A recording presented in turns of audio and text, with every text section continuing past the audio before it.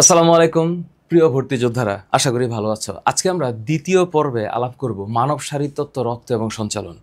আগেই বলে নিচ্ছি, তোমরা যেই সময়টাতে অবস্থান করছো বা যেই মোমেন্টে তোমরা আমার এই ভিডিওটা দেখছো, তোমরা জেনে রাখো যে এই সময়টা ক্রুশিয়াল টাইম। এই সময়টাকে একেবারে কেবলমাত্র পরিশ্রম না করে একটু বুঝে পরিশ্রম করতে পারলে তাহলে সাকসেসটা আসবে। আর তোমরা যেই সময়টাতে এসেছো, এই সময়টাতে একটা হাইলি কম্পিটিটিভ মাইন্ডসেট নিয়ে আগাইতে হয়। কেন?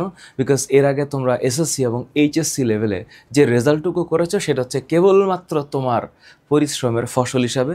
এ প্লাস পেয়ে থাকলে তুমি সেটা পরিশ্রমের ফসল হিসাবে পেয়েছো আর তুমি চেষ্টা করেছো। কিন্তু এবার চেষ্টার সাথে ভাগ্য লাগবে, কারণ মিশন ঢাবি আমরা যে কোর্সটা চালাচ্ছি, এই কোর্সের সাথে পরবর্তীতে ভার্সিটিতে গুচ্ছ বা কৃষি গুচ্ছে যেই ভর্তি পরীক্ষা প্রশ্নগুলো আসবে, সেগুলোও এটার সাথে মার্জ করা যাবে। এবং আমরা চেষ্টা করতেছি তোমাদেরকে একদম প্রপারলি প্রিপেয়ার করার জন্য।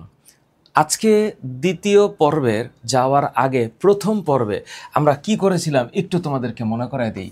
আমি এর আগের বার রিক্যাপে তোমাদেরকে আমি পড়াইছিলাম রক্তের সংজ্ঞা এবং বৈশিষ্ট্য মনে আছে, রক্তের পিএইচের কথা মনে আছে, টেম্পারেচারের কথা মনে আছে, আপেক্ষিক গুরুত্বের কথা মনে আছে।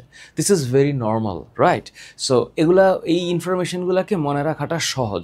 Matter of practice and exam.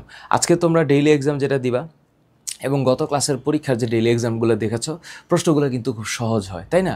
এরকম এই প্রশ্নগুলোর মধ্যেই একটু ডিফিকাল্ট এবং আর একটু ক্রিটিক্যাল কোয়েশ্চেন আমরা ডিপ করব। হ্যাঁ, আজকে করব। সো আমরা রক্ত পড়েছি, রক্তের সাথে আমরা বৈশিষ্ট্য পড়েছি, প্লাস প্লাস এই বৈশিষ্ট্যের সাথে আরেকটা জিনিস হচ্ছে রক্তকণিকা। তোমাদের মনে করায় দেই, রক্তকণিকা যে তিনটা, অর্থাৎ আরবিসি, ডাব্লিউবিসি অ্যান্ড প্ল্যাটিলেটস, এইটার যে বৈশিষ্ট্যগুলো আছে, আয়ুষ্কাল আছে এবং কাজ আছে। এই কাজগুলো মনে রাখতে হবে। অনেক বেশিবার প্রশ্ন আসছে হিস্টামিন এবং হেপারিন নিয়ে। তারপরে আণুবীক্ষণিক সৈনিক বলা হয় কাকে? ডায়াবেটিস কী জিনিস? যেহেতু ঢাবিতে রিটেন আছে, সো রিটেনটা ইম্পর্টেন্ট আমাদের জন্য, কারণ রিটেনের যেই প্রশ্নপত্রগুলো আসে সেগুলো হচ্ছে একেবারে কনসেপচুয়াল। সো জিনিসগুলো যদি একটু ভালো করে পড়ে থাকো, আমার মনে হয় তোমাদেরকে কেউ আটকাতে পারবে না, আটকানো সম্ভব না। তাহলে এই হচ্ছে রক্তকণিকা। এর সাথে আরেকটা জিনিস হচ্ছে রক্ত প্লাস বৈশিষ্ট্য এবং রক্তকণিকা আমরা ভালো করে পড়ব। আরেকটা জিনিস হচ্ছে, খেয়াল করে দেখো তো তোমরা, 1 মিনিট।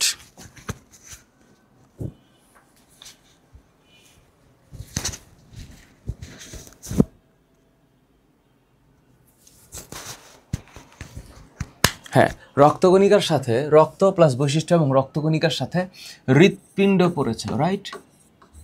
হৃৎপিণ্ড আমি পড়িয়েছি। হৃৎপিণ্ডের কপাটিকা, হৃৎপিণ্ডের প্রাচীর, এই জাতীয় বিষয়গুলো আমি অলরেডি এক্সপ্লেন করেছি। তার সাথে সংবহনতন্ত্র, এই জাতীয় প্রশ্নগুলো যেগুলো হাই ফ্রিকোয়েন্সি প্রশ্ন। এখন ঘটনা হচ্ছে, আমরা এই কোর্সে হাই ফ্রিকোয়েন্সি প্রশ্নগুলো যেগুলো বারবার আসছে, হ্যাঁ অনেকবার আসছে, সেগুলোর সাথে বাকি প্রশ্নগুলোকে আমরা ইনক্লুড করব। যেমন ধরো, গতদিন আমরা যা পড়েছি তার মধ্যে ছোট্ট কয়েকটা রিক্যাপ তোমাদেরকে দেখাই। এই যে একটা শব্দ ছিল না, হৃৎপিণ্ডের প্রাচীরে, হৃৎপিণ্ডের প্রাচীর। প্রাচীর শব্দটার মানে কি? প্রাচীর শব্দটার মানে হচ্ছে বাইরের আবরণ। প্রাচীর শব্দটার মানে হচ্ছে বাইরের স্তর বা আবরণ, বাইরের স্তর বা আবরণ। তো এটা হচ্ছে হৃৎপিণ্ডের প্রাচীরে রক্ত সরবরাহ করে। সো পালমোনারি, করোনারি, সাবক্লেভিয়ান বৃক্কের মধ্যে আমি কি বলেছিলাম মনে আছে? এটা অবশ্যই করোনারি ধমনী হবে। কেন? কারণ এই যে করোনারি, এই করোনারি মানে হচ্ছে আউটার ওয়াল অফ হার্ট। যখন পালমোনারি শব্দটা আমরা বলবো, তখন মনে রাখতে হবে যে এই যে পালমোনারি, এইটা মনে রাখবা যে এই পালমোনারি শব্দটা দিয়ে ফুসফুসকে ইন্ডিকেট করেছে। সো পালমোনারি তো এটা আসলে ফুসফুসে রক্ত সরবরাহ করে। সাবক্লেভিয়ান বক্ষ, আর বৃক্কীয় তো এটা বৃক্কে, তার মানে এইটা আসলে বৃক্কীয়, যেটাকে আমরা মেডিকেল টার্মে কি বলেছি? রেনাল। সো এটা রেনাল আর্টারি, বৃক্কে রক্ত সরবরাহ করবে। কিন্তু প্রশ্ন হচ্ছে কোন ধমনী হৃৎপিণ্ডের প্রাচীরে? অ্যান্সার অবশ্যই করোনারি ধমনী।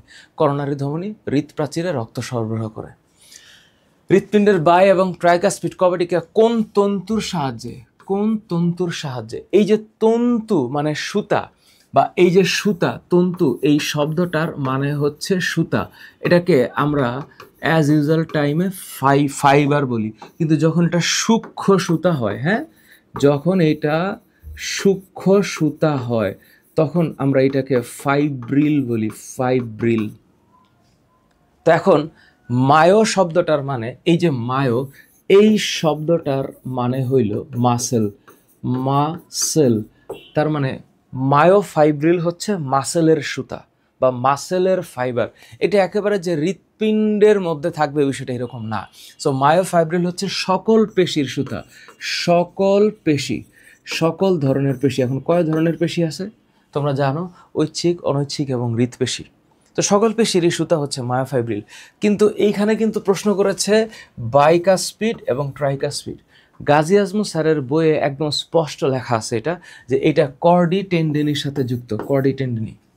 সো পার্কিনজি ফাইবার আর ট্রাইসেপস শব্দটা হচ্ছে ট্রাইসেপস, ট্রাইসেপস এটা আসলে মাসেলের নাম। তো এই যে হাত, এই হাতের এটা হচ্ছে বাইসেপস আর এটা হচ্ছে ট্রাইসেপস। তো তোমরা জানো এটাকে অ্যান্টাগনিস্টিক মাসেল বলে, আমরা পড়বো চ্যাপ্টার 7-এ। তো বাইসেপস পেশি যখন সংকুচিত হবে ট্রাইসেপস পেশি প্রসারিত হয়, আবার ট্রাইসেপস পেশি যখন সংকুচিত হয় বাইসেপস প্রসারিত। যদি আমার মাসেল নাই, এটা আমি একটু দেখাইলাম আর কি। তো কর্ডি টেন্ডিনি এবং তার পাশে হচ্ছে কর্ডি টেন্ডিনি বাই এবং ট্রাইকাসপিড ভালভকে কানেক্ট করে রাখছে। So Purkinje fibre is all about junctional tissue. So এইটা হচ্ছে junctional, junctional tissue, junctional tissue. তো ট্রাইসেপস আসলে কোনো মানে তন্তুর নাম না, ট্রাইসেপসটা হচ্ছে পেশির নাম, এইটা হচ্ছে পেশির নাম, পেশির নাম। সুতরাং এখানে রাইট অ্যান্সার হবে কর্ডি টেন্ডিনি, কর্ডি টেন্ডিনি। এবং বায়োলজি বইয়ের মধ্যে সুন্দর করে ওই যে জাংশনাল মানে হৃৎপিণ্ডের যখন ব্যাখ্যা দিয়েছে, ওই ব্যাখ্যার মধ্যে একদম স্পষ্ট করে বলছে যেটা কর্ডি টেন্ডিনির সাথে যুক্ত। যেমন ধরো তোমরা যখন এটা রিডিং পড়বা, এটা রিডিং পড়বা, ভালো করে রিডিং পড়বা, এই যে দেখো, এই যে দেখো, এইটা হচ্ছে কর্ডি টেন্ডিনি, এই যে এটা হচ্ছে কর্ডি টেন্ডিনি। তা এই যে মাসেলটা বা এই যে ফাইবারটা, এই যে ফাইবারটা মানে অলিন্দ এবং নিলয়, অলিন্দ এবং নিলয় এটার সাথে কানেক্টেড, এটার সাথে কানেক্টেড। এই হচ্ছে কর্ডি টেন্ডিনি, এই হচ্ছে কর্ডি টেন্ডিনি। এখানে একদম স্পষ্ট করে কর্ডি টেন্ডিনির পাশে লিখে দেওয়ার কথা। এটা এটা ইসের মধ্যে আছে, হৃৎপিণ্ডের, হৃৎপিণ্ডের যে গঠন, এই গঠনের মধ্যে আছে। তোমরা একটু রিডিংটা ভালো মতো পড়বা। কর্ডি টেন্ডিনির কথা এখানে অবশ্যই দেওয়ার কথা, বইয়ের মধ্যে আছে। আমি একদম এক্স্যাক্টলি এই মুহূর্তে দেখাতে পারছি না। আচ্ছা, এটা কর্ডি টেন্ডিনি হবে, হৃৎপিণ্ড। আচ্ছা, আরেকটা কথা, আরেকটা কথা সেটা হলো পরে। সুতরাং এটা রাইট অ্যান্সার কি হবে? কর্ডি টেন্ডিনি হবে, মায়োফাইব্রিল না। অক্সিজেন সমৃদ্ধ রক্ত সরবরাহের জন্য সঠিক নির্দেশিত পথ। এখন এটা কোন কোন বিশ্ববিদ্যালয়ের কোন সময় কোন পত্রের অংশ আসছে এটা আমরা লেখা আছে, এটা নিয়ে আমি কথা বলতে চাই না। হাই ফ্রিকোয়েন্সি কোয়েশ্চেনগুলো তোমরা দেখলে চিনো। প্রশ্ন হচ্ছে অক্সিজেন সমৃদ্ধ রক্ত সরবরাহের জন্য সঠিক নির্দেশিত পথ। অক্সিজেন সমৃদ্ধ তার মানে আমাদের যে লাংস আছে, লাংস, আর আমাদের যে হার্ট আছে, হার্ট, হ্যাঁ, হার্ট যে আছে। তো এখন প্রশ্ন হচ্ছে এই এই হৃৎ মানে লাংসের ভেতর থেকেই তো এই ধমনী বা শিরা হয়ে এই লাংসে আসে আর লেফট অ্যাট্রিয়ামে আসে, মানে বাম অলিন্দে আসে। তো এই যে লাংস, ওর ভিতরে কি হয়? এর ভিতরে অক্সিজেন আর কার্বন ডাইঅক্সাইডের এক্সচেঞ্জ হয়, তাই তো হয়। অক্সিজেন আর কার্বন ডাইঅক্সাইডের এক্সচেঞ্জ তো লাংসের ভিতরেই হচ্ছে। তো লাংসের ভিতরে যখন হয় অক্সিজেন আর কার্বন ডাইঅক্সাইড এক্সচেঞ্জের পরে অক্সিজেনেটেড ব্লাডটা ফুসফুসীয় শিরা, শব্দটা কি? পালমোনারি ভেইন, ফুসফুসীয় শিরা, পালমোনারি ভেইন, ফুসফুসীয় শিরা দিয়ে এই রক্তটা এখানে আসে। কোথায়? হৃৎপিণ্ডে আসে। সো হৃৎপিণ্ডে যখন আসে এটা ফুসফুস থেকে অবশ্যই পালমোনারি শিরা দিয়ে বাম অ্যাট্রিয়ামে আসবে, বাম অ্যাট্রিয়ামে আসবে। সো বাম অ্যাট্রিয়ামে যে আসবে সেক্ষেত্রে ফুসফুস থেকে পালমোনারি ধমনী হয়ে কখনোই আসে না, পালমোনারি শিরা হয়ে ফুসফুসে গিয়ে বাম অ্যাট্রিয়ামে আসে না, বাম অ্যাট্রিয়াম থেকে পালমোনারি শিরা ফুসফুস, নো, ইটস নট রাইট। তার মানে অক্সিজেনেটেড ব্লাডটা ফুসফুস থেকে হৃৎপিণ্ডে আসবে এবং হৃৎপিণ্ডের বাম অলিন্দ থেকে বাম নিলয় হয়ে মহাধমনী দিয়ে সারা দেহে ছড়ায় যাবে, রাইট? তার মানে এটা হচ্ছে ফুসফুস, পালমোনারি শিরা, বাম atrium. This is the right answer, this is the right answer. সেটা ফুসফুস থেকেই আসবে, সো পালমোনারি শিরা হয়ে আসবে, পালমোনারি ধমনী না। কারণ এখানে যে ডান নিলয়, এই ডান নিলয় থেকে যখন রক্তটা ফুসফুসে যায় তখন সে ফুসফুসীয় ধমনী দিয়ে যায়। আর ফুসফুসীয় ধমনী দিয়ে কোন রক্ত যায়? কার্বন ডাইঅক্সাইড যুক্ত রক্ত। আর ফুসফুসের শিরা দিয়ে কোন রক্ত আসে? অক্সিজেন যুক্ত রক্ত। আশা করি এই কমন জিনিসগুলো তোমাদের মনে থাকবে, রাইট? কমন জিনিস মনে থাকবে। দুই বৃক্কে প্রতি মিনিটে এখানে প্রশ্নটা হচ্ছে খুব সেন্সিটিভ একটা প্রশ্ন। দুই বৃক্কে প্রতি মিনিটে কি পরিমাণ রক্ত সঞ্চালন হয়? তো কিডনিতে রক্ত সঞ্চালন তোমরা জানো, এখন কিডনির যে স্ট্রাকচার, তো কিডনি থেকে যেটা বের হয় সেটা হচ্ছে ইউরেটার, এটা তোমাদের জানা আছে। আর এইখানে যে এই ডরসাল অ্যাওর্টা অর্থাৎ হৃৎপিণ্ড থেকে যেটা চলে আসে এইটা হইল রেনাল আর্টারি। এটা হইল রেনাল আর্টারি, এটা রেনাল আর্টারি। তো রেনাল আর্টারি দিয়ে রক্তটা ঢোকে। তো এইখানে যখন ঢোকে, এই যে ঢোকে, তো রেনাল আর্টারি এখানে ক্ষুদ্র ক্ষুদ্র অংশে বিভক্ত হয়ে, অসংখ্য ক্ষুদ্র ক্ষুদ্র অংশে বিভক্ত হয়ে অ্যাফারেন্ট আর্টারিওল দিয়ে ঢোকে। সো এখানে মাথায় রাখতে হবে প্রতি মিনিটে 125 millilitre 125 millilitre per minute blood এটাতে ঢোকে। ঠিক একইভাবে 125 মিলিলিটার পার মিনিট ব্লাড এখানে ঢোকে। তাহলে দুইটা মিলে 150 মানে 125 250 হবে। তার মানে এখানে right answer should be 250 millilitre. কিন্তু কাহিনী হচ্ছে 125 সিসি মানে ঢোকে হচ্ছে, এটাকে বলা হয় GFR, গ্লোমেরুলার ফিল্ট্রেশন রেট। এই glomerular filtration rate 125 CC per minute হইল রিঅ্যাবজর্পশন, অর্থাৎ এখান থেকে আবার বৃক্কীয় শিরার মাধ্যমে বডিতে প্রবেশ করে 124 সিসি পার মিনিট। তার মানে বাকি থাকে 1 সিসি। তার মানে এখান থেকে 125 থেকে 124 গেলে 1 CC per minute urine create হয়। 1 CC per minute urine create হয়। বুঝাতে পারছি? ওকে। তাইলে হৃৎপিণ্ডের প্রসারণ এটা আর বলে শেষ করা যাবে না, এটা তো সহজ জিনিস। তো কন্ট্রাকশন, হ্যাঁ, কন্ট্রাকশন মানে হইল সংকোচন। তো সংকোচনকে সিস্টোল বলে, সংকোচনকে বলা হয় হচ্ছে সিস্টোল। আর প্রসারণকে বলা হয় ডায়াস্টোল। সো তোমার যেভাবে ইচ্ছা তুমি যেভাবে মনে রাখতে পারো, সসিপ্রডা দিয়ে মনে রাখতে পারো। আর এক্সপ্যানশন যখন হৃৎপিণ্ড প্রসারিত হবে তখন এইটার নাম হইল ডায়াস্টোল। তো ভার্সিটিতে যেহেতু প্রতিনিয়ত কোয়েশ্চেনের প্যাটার্ন চেঞ্জ হচ্ছে, নিজেকে একটু আপডেট করা লাগবে। তো এখানে যেহেতু হৃৎপিণ্ডের প্রসারণ বলেছে, তাহলে এই প্রসারণ হচ্ছে ডায়াস্টোল। ডায়াটোমা, করোনারি সঞ্চালন, systole, these are not the right word. তো এই ছিল মোটামুটিভাবে প্রশ্ন। আর আরেকটা প্রশ্ন হচ্ছে শিরা প্রাচীরের মধ্যস্তর। আগেও বলেছি শিরা এবং ধমনী দুইটাই রক্তবাহিকা। সো রক্তবাহিকা যদি হয় এটাকে ইংলিশে বলা হয় ব্লাড ভ্যাসেলস মানে এটা হচ্ছে রক্তবাহিকা, রক্তবাহিকা, ব্লাড ভেসেলস। তো এই ব্লাড ভেসেলস তো দুই ধরনের, একটা হচ্ছে ধমনী আর একটা হচ্ছে শিরা। একটা হচ্ছে ধমনী আর একটা হচ্ছে শিরা। সো ধমনী যখন আমি এটাকে আর্টারি বলি তখন আমার অবচেতন মনে চলে আসে এটা অক্সিজেন সমৃদ্ধ রক্ত বাহিত হয়। আর শিরা এটা হচ্ছে ভেইন। অবচেতন মনে চলে আসে কার্বন ডাইঅক্সাইডযুক্ত রক্ত বাহিত হয়। তো শিরার ভেতরে 3টা লেয়ার। তো একটা হচ্ছে মাঝখানের লেয়ার, তারপরেরটা হচ্ছে ভিতরের মাঝখানে, এবং সবার শেষে হচ্ছে বাইরের লেয়ার। তো এই জিনিসগুলোকে আমি এর আগের বারও আইডেন্টিফাই করে দিছিলাম যে এই হচ্ছে বাইরের লেয়ার আর এটা হচ্ছে মাঝখানের লেয়ার। সো ভিতরেরটা হচ্ছে ইন্টারনা, মাঝখানেরটা হচ্ছে মিডিয়া, বাইরেরটা হচ্ছে এক্সটার্না। নাম দেখলেই বোঝা যায়। সো একদম ভিতরে ইন্টারনা, ইন্টারনা, আর মাঝখানেরটা হচ্ছে মিডিয়া, টিউনিকা মিডিয়া, আর এরপরে হচ্ছে টিউনিকা এক্সটার্না। তাহলে এখানে মাঝখানেরটা কি হবে? টিউনিকা মিডিয়া হবে। Mesoderm, tunica externa, endothelium, these are different issues. তো এই জিনিস অলরেডি আমি আলাপ করছি। তাহলে মোটামুটি যতটুকু আমি বললাম এটা হচ্ছে প্রিভিয়াস ক্লাসের একটা ছোট্ট সামারি তোমাদেরকে বলেছি। আমার আজকের ক্লাস এখান থেকে শুরু। এই যে শব্দটা হৃৎপিণ্ডের মায়োজেনিক নিয়ন্ত্রণ, শব্দটা কি?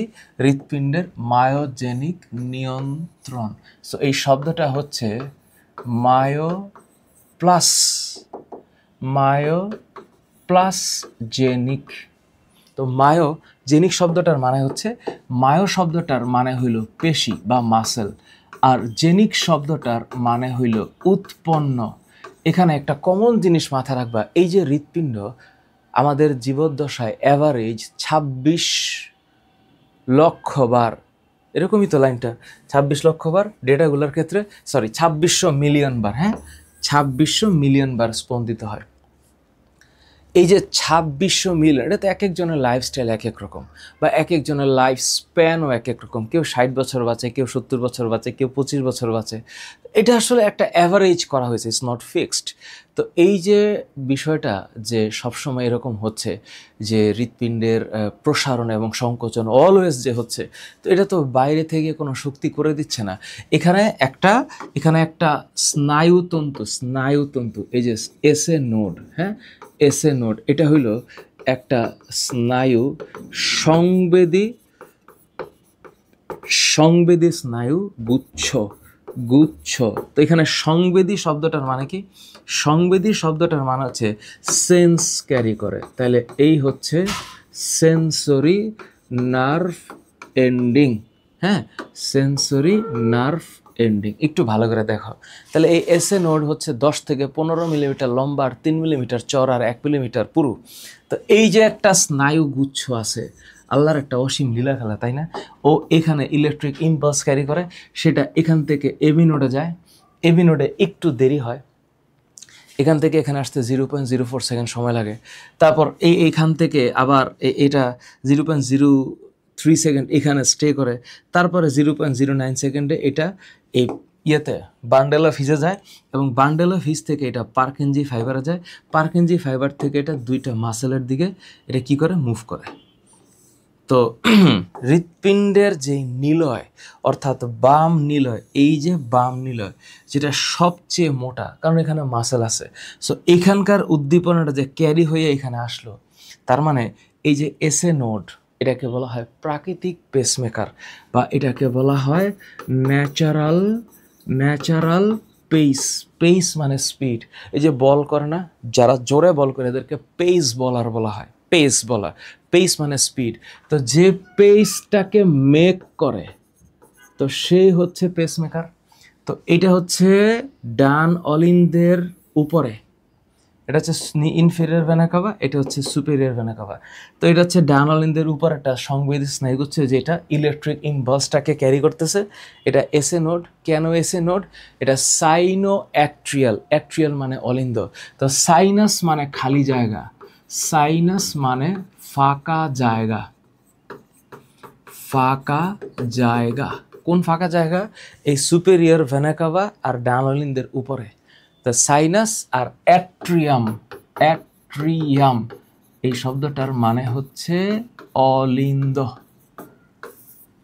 তাহলে সাইনো অ্যাট্রিয়াল মানে হচ্ছে সাইনাস আর অ্যাট্রিয়ামের মধ্যকার যে অংশটা, এটার নাম হচ্ছে এসএ নোড।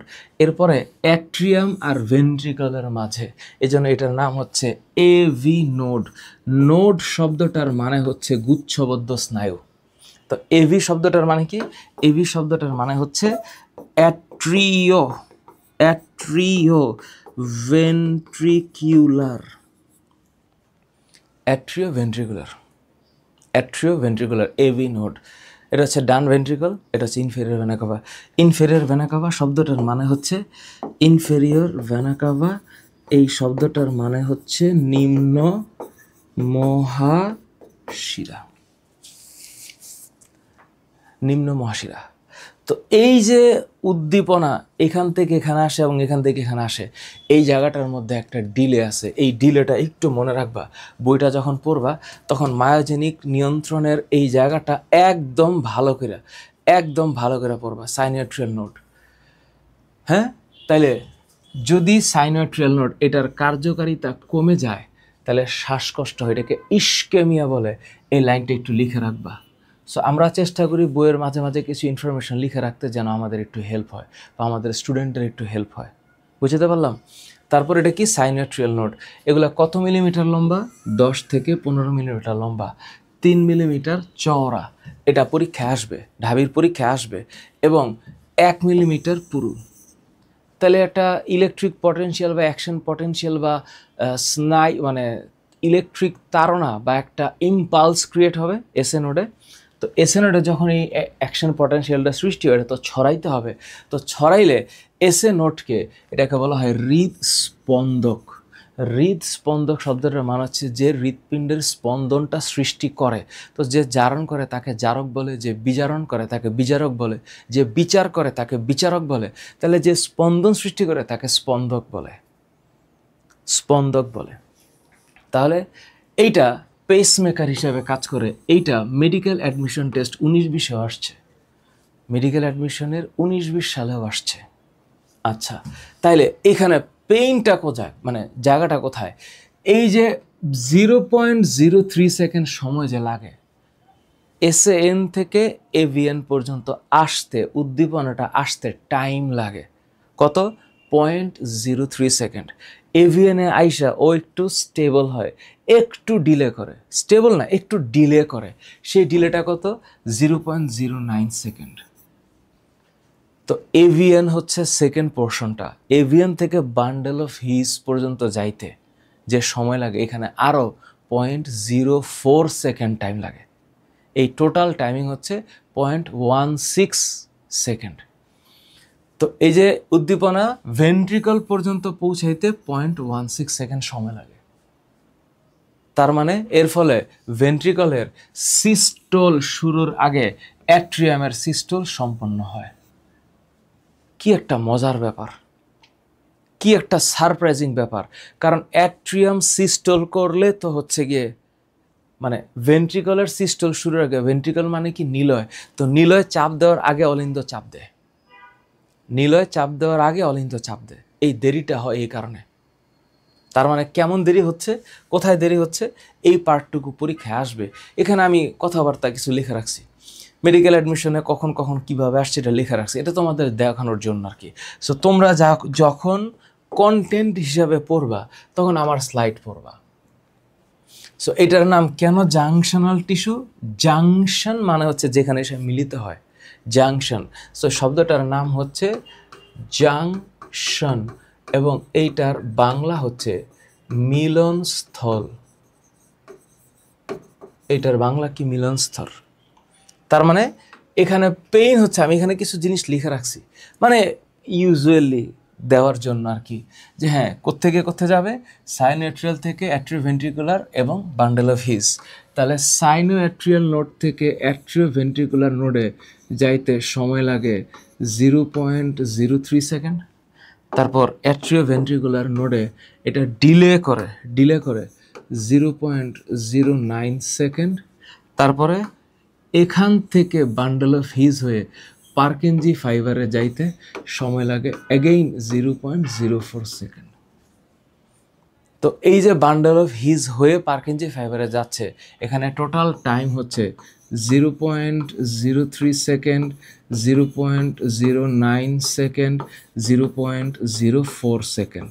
তো অল টুগেদার 0.16 সেকেন্ডের একটা ডিলে আছে এখানে অল টুগেদার।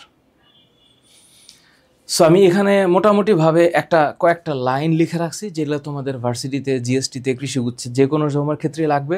সো এটার নাম হচ্ছে জাংশনাল টিস্যু অফ হার্ট।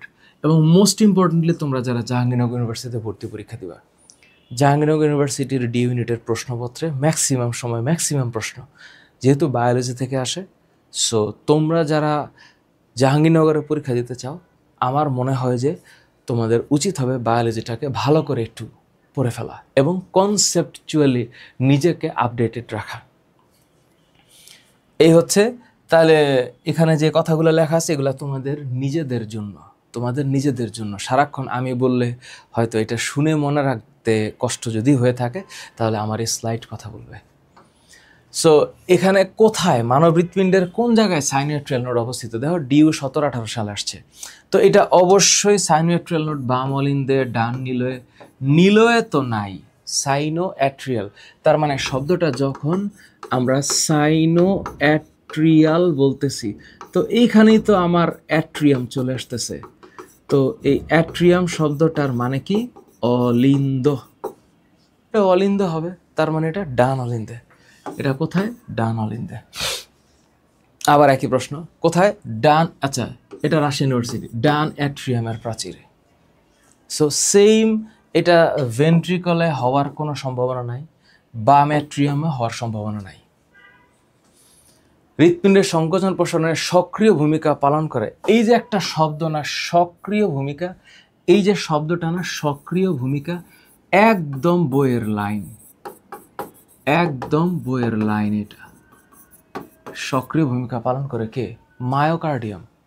কেন প্রশ্ন করছে? হৃৎপিণ্ডের সংকোচন প্রসারণে সক্রিয় ভূমিকা পালন করে কোন স্তর? সো হৃৎপিণ্ডের স্তর তো 3টা। দেখো JU D ইউনিট মানে হাই ফ্রিকোয়েন্সি কোয়েশ্চেন, আরও এরকম আছে। সহজ কথা, একদম বইয়ের লাইন। তুমি যদি বইয়ের লাইনটাতে ঢোকো তাহলে হৃৎপিণ্ডের যে গঠন না, এই গঠনের মধ্যে দেখাচ্ছি আমি।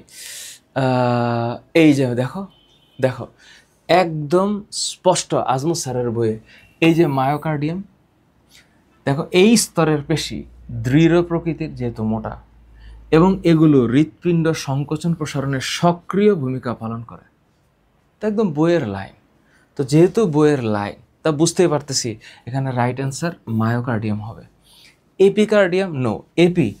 এপি শব্দটার মানে হচ্ছে বাইরে, সুপেরিয়র শব্দটার মানে হচ্ছে ভিতরে, পেরি এই শব্দটার মানে হইল চারপাশে, পেরি এই শব্দটার মানে চারপাশে, এন্ডো এই শব্দটার মানে হইল ভেতরে। So this is not myocardium হবে। কেন? কারণ মায়ো এই শব্দটার মানে হইল মাসেল, এই শব্দটার মানে হচ্ছে মাসেল। এখানে এরপরের কনসেপ্টটা হচ্ছে ব্যারোরিসেপ্টর। এখন ধরো আমাদের স্নায়বিক উদ্দীপনা তো সবসময় একরকম থাকে না। কখনো আমরা খুব টেন্সড থাকি, আমরা কখনো খুব দুশ্চিন্তিত থাকি, কখনো খুব আনন্দিত থাকি, কখনো ভয়ে থাকি। বিভিন্ন ধরনের সিচুয়েশনস আমাদেরকে কন্ট্রোল করে। So in this case sometimes our blood pressures is not in controlled. So এটাকে কন্ট্রোল করার জন্য একটা অটোনমিক নার্ভাস সিস্টেম আছে, যেটা আমাদের বডিকে আমাদের ইমোশনের সাথে, আমাদের ইন্টারনাল অ্যান্ড এক্সটার্নাল এনভায়রনমেন্টের সাথে একটা কানেকশনস ক্রিয়েট করতে পারে। So in this case you need to understand that যে ব্যারো রিসেপ্টর এই শব্দটা আসছে, ব্যারো রিসেপ্টর এই শব্দটা আসছে কেমনে? ব্যারো এই শব্দটার মানে হইল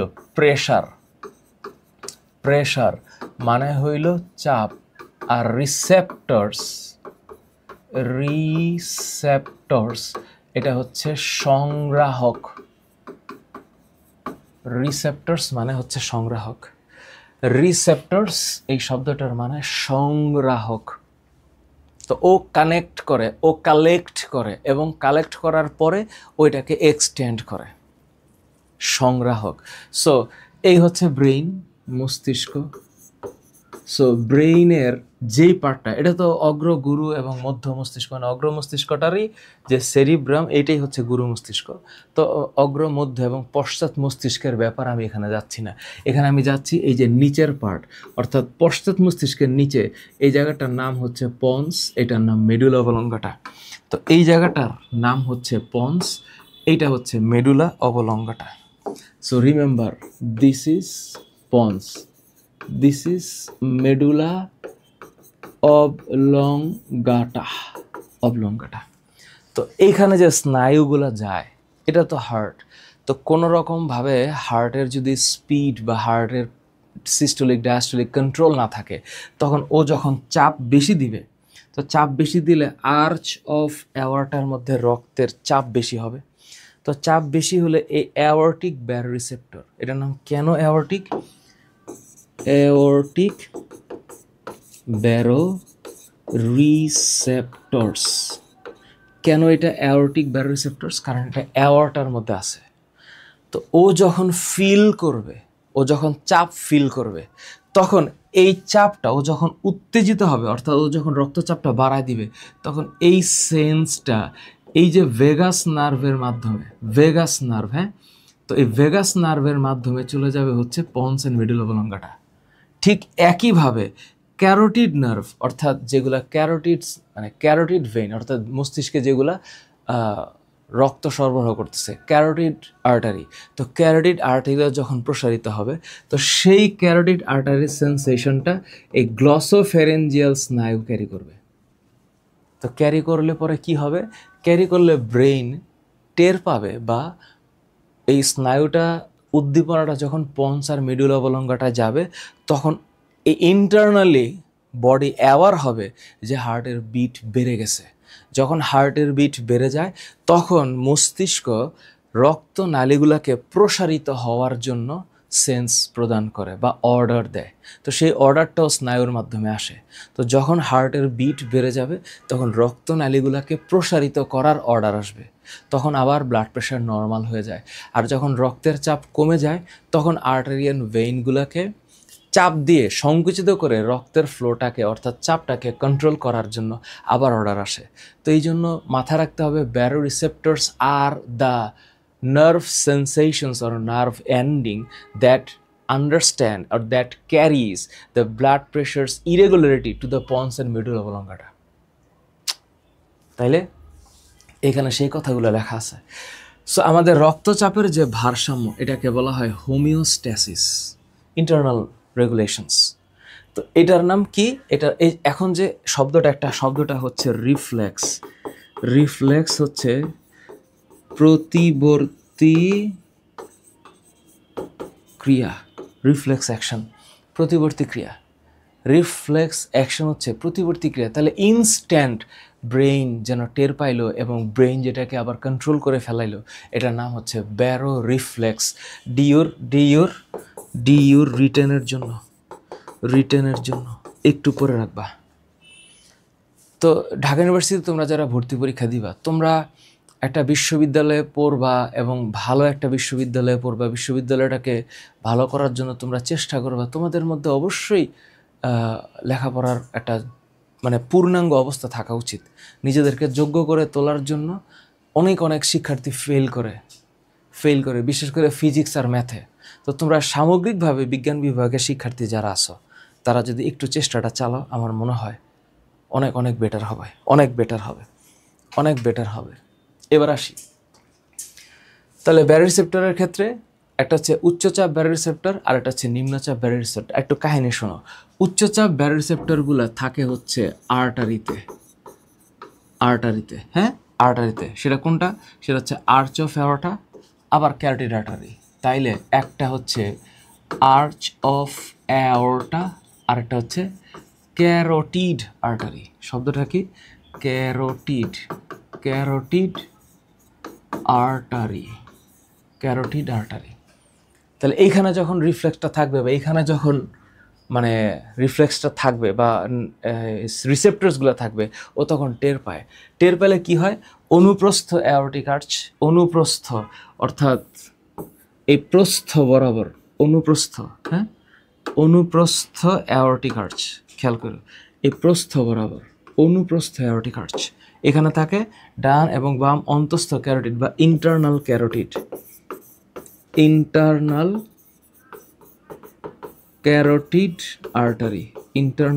আর্টারির সাইনাস। অলওয়েজ মাথা রাখবা এই সাইনাস শব্দটার মানে হচ্ছে খালি জায়গা, খালি জায়গা। আর যেটা নিম্নচাপ বা ভলিউম বা কার্ডিওপালমোনারি ভ্যারোরিসেপ্টর শব্দটা কি? এটাকে বলা হয় ভলিউম বা আয়তন ব্যারোরিসেপ্টর। আয়তন ব্যারোরিসেপ্টরস, আয়তন ব্যারোরিসেপ্টরস, এটার মানে কি? নিম্নচাপ বা ভলিউম ব্যারোরিসেপ্টরস। তো কার্ডিও পালমোনারি, কার্ডিও শব্দের মানে হার্ট, পালমোনারি মানে হচ্ছে ফুসফুস। তাহলে এই যে ফুসফুস আর হার্টের মাঝখানে যে পালমোনারি ভেইন আর পালমোনারি আর্টারি আছে, এই জায়গাগুলোতে কোথায় থাকবে? সিস্টেমিক শিরা। সিস্টেমিক শিরা বলতে, সিস্টেমিক শিরা বলতে সুপেরিয়র আর ইনফেরিয়র ভেনা কাভা, অর্থাৎ আমাদের বডি থেকে রক্ত বের হয়ে যায় ধমনী পথে, তো ব্যাক করে তো শিরা দিয়ে, তো সকল শিরা আইসা মিলে কোথায়? হৃৎপিণ্ডের সুপেরিয়র আর ইনফেরিয়র ভেনা কাভা আইসা মিলে। তো সুপেরিয়র ইনফেরিয়র ভেনা কাভা আইসা মিললে পরে সেটা হচ্ছে আমার সিস্টেমিক শিরা।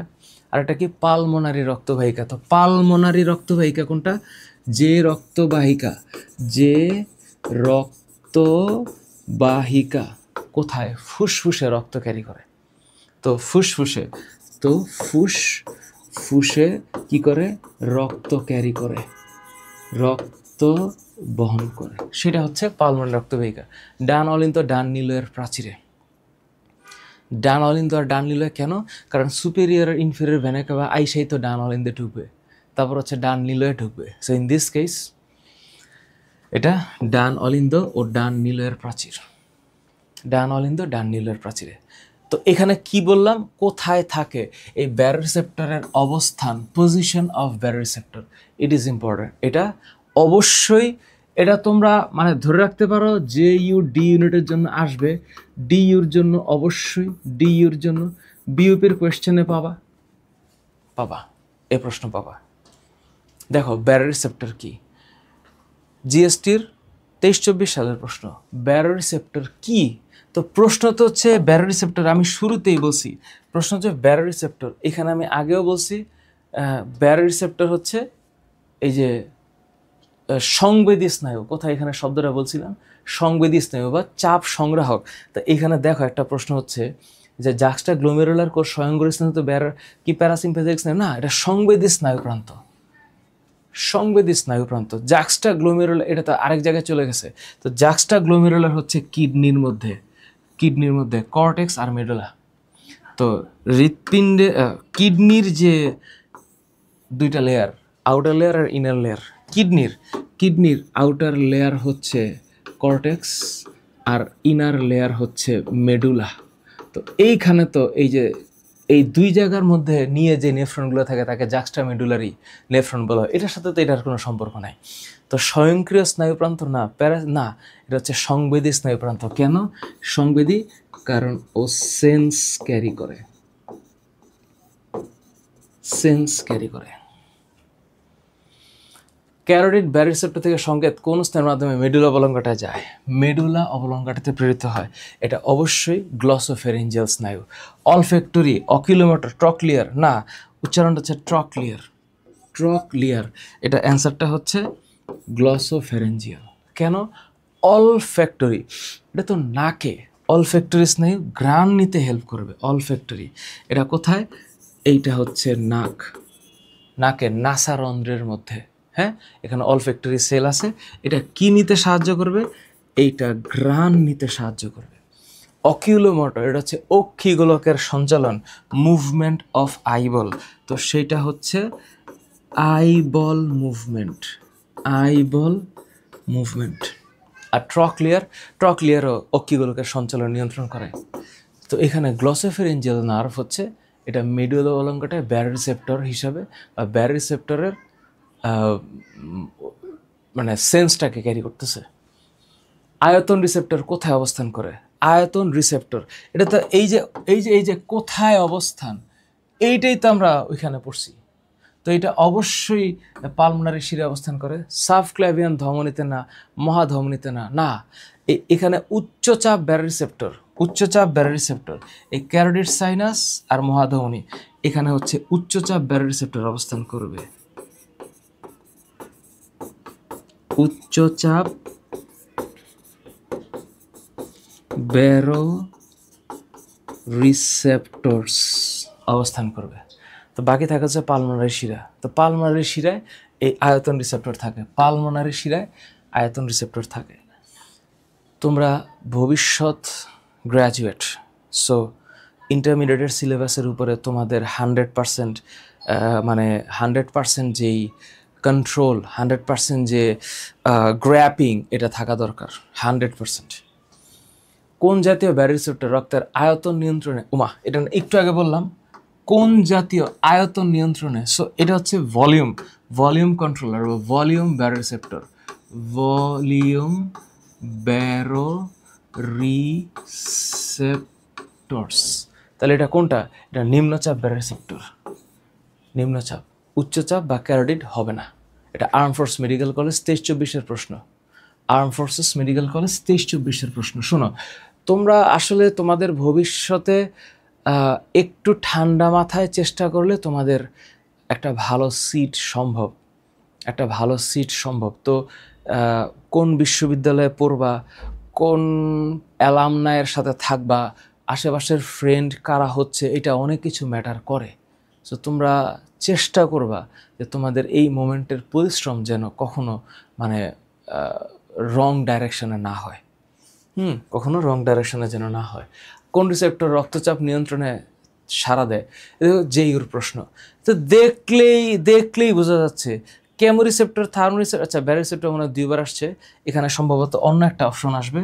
তাহলে রাইট লাইনটা তো অবশ্যই এইটা হবে। এখন আমরা ব্যারো রিসেপ্টর নিয়ে আলাপ করছি বলে এটা আমাদের কাছে ইজি লাগতেছে। শব্দটা হচ্ছে কি? কেমো রিসেপ্টরস। সো কেমো শব্দটা হচ্ছে কেমো, এটার মানে হচ্ছে, এটাকে তুমি চিন্তা করবা হচ্ছে কেমিক্যাল রিসেপ্টরস, কেমিক্যাল রিসেপ্টরস অর্থাৎ রাসায়নিক সংকেত বহন করে। আর এটা হচ্ছে থার্মো রিসেপ্টরস, শব্দটা হচ্ছে থার্মো শব্দটার মানে হচ্ছে হিট। সো রিসেপ্টরস এটা গ্রাহক। তো যেটা হিট সেন্সিটিভ, যেটা তাপীয় সংকেত ক্যারি করবে, সেটা হচ্ছে থার্মো রিসেপ্টর। আর যেটা চাপকে কন্ট্রোল করবে, রক্তচাপ নিয়ন্ত্রণে সাড়া দেয়, এটাকে বলা হয় ব্যারো রিফ্লেক্স। আর ব্যারো রিফ্লেক্সে যারা অংশগ্রহণ করবে তার নাম হচ্ছে ব্যারো রিসেপ্টরস। ব্যারো রিসেপ্টরস। এখানে রক্তচাপ নিয়ে কথা বলা হয়েছে, ব্লাড প্রেশার আমি এগুলো বলবো না।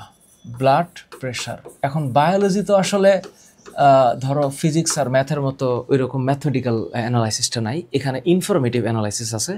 সো ব্লাড প্রেশার তো অবশ্যই ধমনী গাত্রে পার্শ্বচাপ হবে।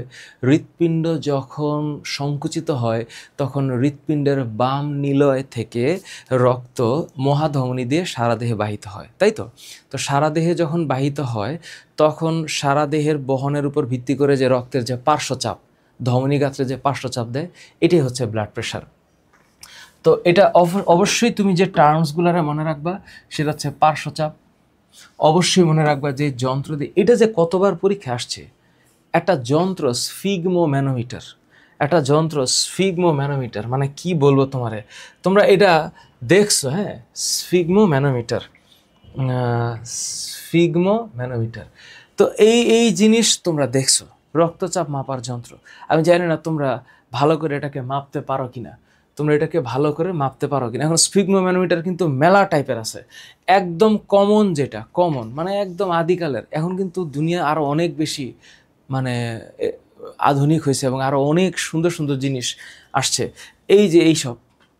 তো স্ফিগমো ম্যানোমিটারের চেহারা তোমরা দেখছো, এবং এই জিনিস তোমরা ব্যবহার করতে পারো কিনা আমি জানি না। তবে এখন এই ভিডিওটা দেখার পর যদি তোমার সুযোগ থাকে, তুমি একটু ফার্মেসিতে গিয়ে অথবা নিজের পরিচিত কারো কাছে অথবা যেভাবেই হোক শিখার আগ্রহ থাকলে, আল্লাহ তাকে হেল্প করে, একটু শিখবা যে এখানে চাপ দিলে রক্তটা যে প্রসারিত হবে বা এখানে যে যে চাপটা দিবে, এই চাপটা কিভাবে কন্ট্রোল করতে হয়। তো 120 মিলিমিটার পারস্তম্ভ আর 80 মিলিমিটার পারস্তম্ভ হচ্ছে সিস্টোলিক আর ডায়াস্টোলিকের একটা normal range in case of middle age person.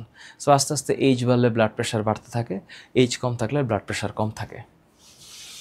এটা এতবার পরীক্ষায় আসছে, তো ভেন্ট্রিকল মানে হচ্ছে নিলয় যখন সংকুচিত হয় তখন রক্তচাপ বেশি থাকবে, স্বাভাবিক না? নিলয় সংকুচিত হলেই তো হৃৎপিণ্ড থেকে রক্তটা বের হবে, তো হৃৎপিণ্ড থেকে যখন রক্তটা বের হবে তখন চাপটা ধমনীগাত্রে দিবে, সো ডেফিনেটলি এটা চাপ বেশি থাকবে। আর এই চাপকে কী চাপ বলে? Systolic pressure. এটাকে এসপি বলা হয়, হ্যাঁ, সিস্টোলিক প্রেশার। শব্দটা হচ্ছে সিস্টোলিক প্রেশার। অন্যদিকে ভেন্ট্রিকুলার প্রসারণকালে রক্তচাপ সর্বনিম্ন পর্যায়ে থাকে। এখন সর্বনিম্ন পর্যায়ে থাকে, সর্বনিম্ন পর্যায়ে নেমে আসে, একে বলা হয় কি? ডায়াস্টোলিক প্রেশার, এটাকে বলা হয় ডিপি। তো এটাকে আবার তোমরা ভুল করে ডিসপ্লে পিকচার বলো না। সুস্থ প্রাপ্তবয়স্ক মানুষের স্বাভাবিক রক্তচাপ কত? অ্যাভারেজ, ইট ইজ নট মানে ফিক্সড। অ্যাথলেটদের বেশি হয়, আবার যারা একটু অলস টাইপের মানুষ এদের আবার একটু কম হয়, ভ্যারি করে, এগুলো আসলে ভ্যারি করে। তো এটা হচ্ছে অপটিমাম কত? 120 মিলিমিটার পারদ স্তম্ভ, এইচজি। এই যে এইচজি, এটা হচ্ছে হাইড্রার জাইরাম মানে হচ্ছে ল্যাটিন নাম, এটার হচ্ছে ইংলিশ নাম হচ্ছে মার্কারি, বাংলায় আমরা এটাকে পারদ বলি। আর এইটা একটা তরল ধাতু। কি ধাতু? তরল ধাতু। সিস্টোলিক এবং ডায়াস্টোলিক চাপের পার্থক্যকে কি বলে? Pulse pressure. এটা তোমরা ডিইউ রিটেনের জন্য একটু পড়বা, ডিইউ রিটেনের জন্য। এটা কেন? মানে সিস্টোলিক প্রেশার আর ডায়াস্টোলিক প্রেশার, একে পালস প্রেশার বলে। তুমি মনে রাখবা, PP is equal to SP minus DP. So pulse pressure equals to systolic pressure minus diastolic pressure. তো ইউজুয়ালি এটা কি হচ্ছে? এই 120 থেকে 80 মিলিমিটার পারদ স্তম্ভ আমি যদি বাদ দেই তাহলে এখানে 40 মিলিমিটার পারদ স্তম্ভ থাকতেছে। কত মিলিমিটার? 40 মিলিমিটার। 40 মিলিমিটার পারদ স্তম্ভ থাকতেছে এখানে। So this is the situation. এরপর দেখো কি কি প্রশ্ন আসতে পারে। একদম কমন, দেখো মানুষের রক্ত যে যন্ত্রের মাধ্যমে, মানে এই যে দেখো একজনের শ্বশুরবাড়ি থেকে আরেকজনের শ্বশুরবাড়িতে চলে গেলাম, কিন্তু একটা স্বাভাবিক প্রশ্ন আসে, হ্যাঁ এখন স্বাভাবিক মনে হচ্ছে, আমি রক্তচাপ আলাপ করছি বলে তোমাদের কাছে স্বাভাবিক মনে হচ্ছে, কিন্তু যখন পরীক্ষার হলে থাকবে, পরীক্ষার হলে কেমন যেন লাগে, সহজ জিনিস মানুষ ভুল করে। এইটাই হচ্ছে স্নায়বিক উত্তেজনা, এটা কন্ট্রোল করতে পারলেই খেলা হয়ে যায়। তো এটা রাইট অ্যান্সার অবশ্যই স্ফিগমোম্যানোমিটার। কিন্তু এখানে কি? গ্লুকোমিটার হচ্ছে ডায়াবেটিস চেকার। এখন এটা নিয়ে আবার শুরু করলে কিন্তু আরেক দিক চলে যাবো। তো ইউজুয়ালি তোমরা জানো মানুষের সুগার লেভেলটা যখন বেড়ে যায়, ইনসুলিনের অভাবে যখন ডায়াবেটিস মেলাইটাস হয়, তখন যেই যন্ত্রের সাহায্যে মানুষের সুগার লেভেলটা চেক করা হয় এটার নাম হচ্ছে গ্লুকোমিটার। হ্যাঁ, ফ্লুমিটারটা আমি জানি না, কিন্তু এখানে কোনোটা should not be the answer. এখানে রাইট অ্যান্সার হচ্ছে স্ফিগমোম্যানোমিটার। কার্ডিয়াক চক্রে অলিন্দের সিস্টোলের বা ডায়াস্টোলের, এটা দেখো মানে এটাকে হাই ফ্রিকোয়েন্সি প্রশ্ন করে, যে জাহাঙ্গীরনগরের থেকে শুরু করে মানে কিছু বাদ নাই, মেডিকেল, ডেন্টাল, জাহাঙ্গীরনগর, জেইউর সব জায়গায় তুমি দেখো medical admission test, dental admission test, কোথায় নাই প্রশ্ন। এই একটা প্রশ্ন 10, 11, 7, 8, 5, 6, ডেন্টালের 7, 8 আরও আসছে। এখন মানে এইটাই যে আসবে বা এত সহজ প্রশ্নই যে সবসময় আসবে এটা ধারণা আমরা করি না। আমরা মনে করি যে প্রতিনিয়ত যেহেতু ইন্টারের বইটা পরিবর্তন হচ্ছে এবং নতুন এডিশন আসতেছে, সুতরাং ঢাকা ইউনিভার্সিটির ভর্তি পরীক্ষা বা বিভিন্ন বিশ্ববিদ্যালয়ের ভর্তি পরীক্ষায় এটাই হবে। কিন্তু ঘটনা হচ্ছে বা রিয়েলিটি হচ্ছে, তোমরা স্টুডেন্টরা অনেক ক্ষেত্রে অনেক ভালো পরিশ্রম হয়তো করো না। তো না করার কারণে দেখো বিগত বছরগুলোতে আসন সংখ্যাই ফিক্সড, আসন সংখ্যা হয় না, ফিল আপ হয় না, স্টুডেন্ট নির্দিষ্ট সংখ্যক আসনে ভর্তিই হইতে পারে না, পাসই করে না। তো ওই যে চেষ্টাটুকুর একটা ঘাটতি আছে, অথবা এইচএসসিতে সিস্টেমেটিক মানে লেখাপড়া করার যে ঘাটতি, ওই ঘাটতিটাই এখানে কাজ করে। সো তোমরা চেষ্টা করো শুরু থেকে যেন এটাকে কাভার আপ করা যায়, ঠিক আছে? তাহলে এখানে তোমরা মাথায় রাখবা অ্যাট্রিয়াল সিস্টোল আর অ্যাট্রিয়াল ডায়াস্টোল। তো এস সবচেয়ে ছোট 0.1, সিস্টোলিক ছোট, এটা মাথা রাখবা। তো এডি হচ্ছে 0.7, কারণ দুইটা মিলে 0.8 হইতে হবে। আর ভিএসভিডির ক্ষেত্রে ভিএস হচ্ছে অলওয়েজ 0.3 আর ভিডি হচ্ছে 0.5। তো দুইটার যোগফল 0.8, দুইটার যোগফল 0.8, কোনো মিস করার সুযোগ নেই। বলো এটা তোমরা মনে রাখতে পারবা? এটা মনে রাখতে হবে, এটা মনে রাখতে হবে। So atrial systole 0.1 second, atrial systole 0.1 second, atrial diastole 0.7। যেইভাবেই প্রশ্ন হোক, এটা একটা হাই ফ্রিকোয়েন্সি কোয়েশ্চেন। কেন যেন এটা আসে, কেন যেন। সো কার্ডিয়াক চক্রে অলিন্দের ডায়াস্টল, অলিন্দ মানে অ্যাট্রিয়াল ডায়াস্টল, তো এডি 0.7 সেকেন্ড, কোনো মিস্টেক হবে না। তো 0.1 সেকেন্ড কোনটা? এএস অ্যাট্রিয়াল সিস্টল, 0.5 সেকেন্ড ভিডি, 0.53 সেকেন্ড ভিএস। মানবদের স্বাভাবিক ডায়াস্টলিক চাপ, ডায়াস্টলিক, তো ডায়াস্টলিক কম হওয়ার কথা, তাহলে এটা কত হবে? এটা হবে 60 থেকে 90, মানে 80 হইল অ্যাভারেজ। তো স্বাভাবিক ডায়াস্টলিক চাপ, কাহিনীটা হচ্ছে প্রশ্নপত্রে যখন তোমরা একটু বইটার দিকে তাকাবা, ইউজুয়ালি জুলজিতে আমরা আজমল স্যারের বইটার দিকে বেশি ফোকাস করি, অন্যান্য টিচারও আছে, অন্যান্য টিচারদেরও আছে। দেখো এই যে এটা আসতেই থাকে। আবার একটা লাভ ডাবের ব্যাপার আছে, কিন্তু লাভ আর ডাব এটা নিয়ে কথা বলবো। হার্টবিট, আমরা স্টেথোস্কোপ যখন বুকের মধ্যে ধরি তখন সাউন্ড পাই আমরা, and that sound created from the semilunar valve opening and closing, এটা নিয়ে কথা বলবো। আমি বলতে চাচ্ছি প্রশ্নটা হচ্ছে ব্লাড প্রেশার নিয়ে। হ্যাঁ, একটু যাই, এই যে রক্তের চাপে যাই, এইখানে এই যে রক্তচাপ, তো দাঁড়া, ব্লাড প্রেশারের ক্ষেত্রে স্ফিগমোম্যানোমিটার, এটা নিয়ে আর বেশি কথা বলে না। এই যে দেখো, তো স্বাভাবিক ডায়াস্টোলিক চাপ হচ্ছে 60 থেকে 89, 90ও কিন্তু বলে না, 89। এই যে 1 মিলিমিটার পারস্তম্ভ কিন্তু অনেক বেশি পরিমাণে সিগনিফিক্যান্ট ডিফারেন্স ক্রিয়েট করে না, কিন্তু দেখো এখানে লেখা আছে। এবং অপটিমাম কত? 80। অপটিমাম মানে কি? অপটিমাম মানে হচ্ছে একদম ফাইন অ্যাভারেজ, সুন্দর একটা অ্যাভারেজ অপটিমাম। তো তোমরা যখন ডায়াস্টোলিক চাপের কথা চিন্তা করবা, 60 to 90, শুড নট বি 90, এটা উচিত ছিল লেখা হচ্ছে 60 to 89 মিলিমিটার এইচজি, একদম অ্যাকিউরেটলি চিন্তা করলে। But in this case these are not right. 70, 50, 10 is not right, এখানে ব্যারোরিসেপ্টরের কিছু কথাবার্তা এখানে লিখে রাখছি, এগুলো তোমাদের পড়ার জন্য, তোমাদের রিভিশনের জন্য, আমার এই ম্যাটেরিয়ালগুলো তোমাদের রিভিশনের জন্য। সো এটা তোমরা মানে হলে যাওয়ার আগে পড়ে যেতে পারো, অথবা তোমরা যে অফলাইনে যে নোট করেছো বা অনলাইনে যেই নোট করেছো, যার কাছেই পড়েছো, আমার কাছে পড়ে থাকলে আমার নোট, অন্য কারো কাছে পড়ে থাকলে তার নোট, যেভাবেই হোক একটা কম্প্রিহেন্সিভ রিভিশন দিতে হবে। অ্যান্ড কম্প্রিহেন্সিভ রিভিশনটা এমনভাবে দিতে হবে যেন পড়ার পরে মনে থাকে আমি কি কি পড়েছি।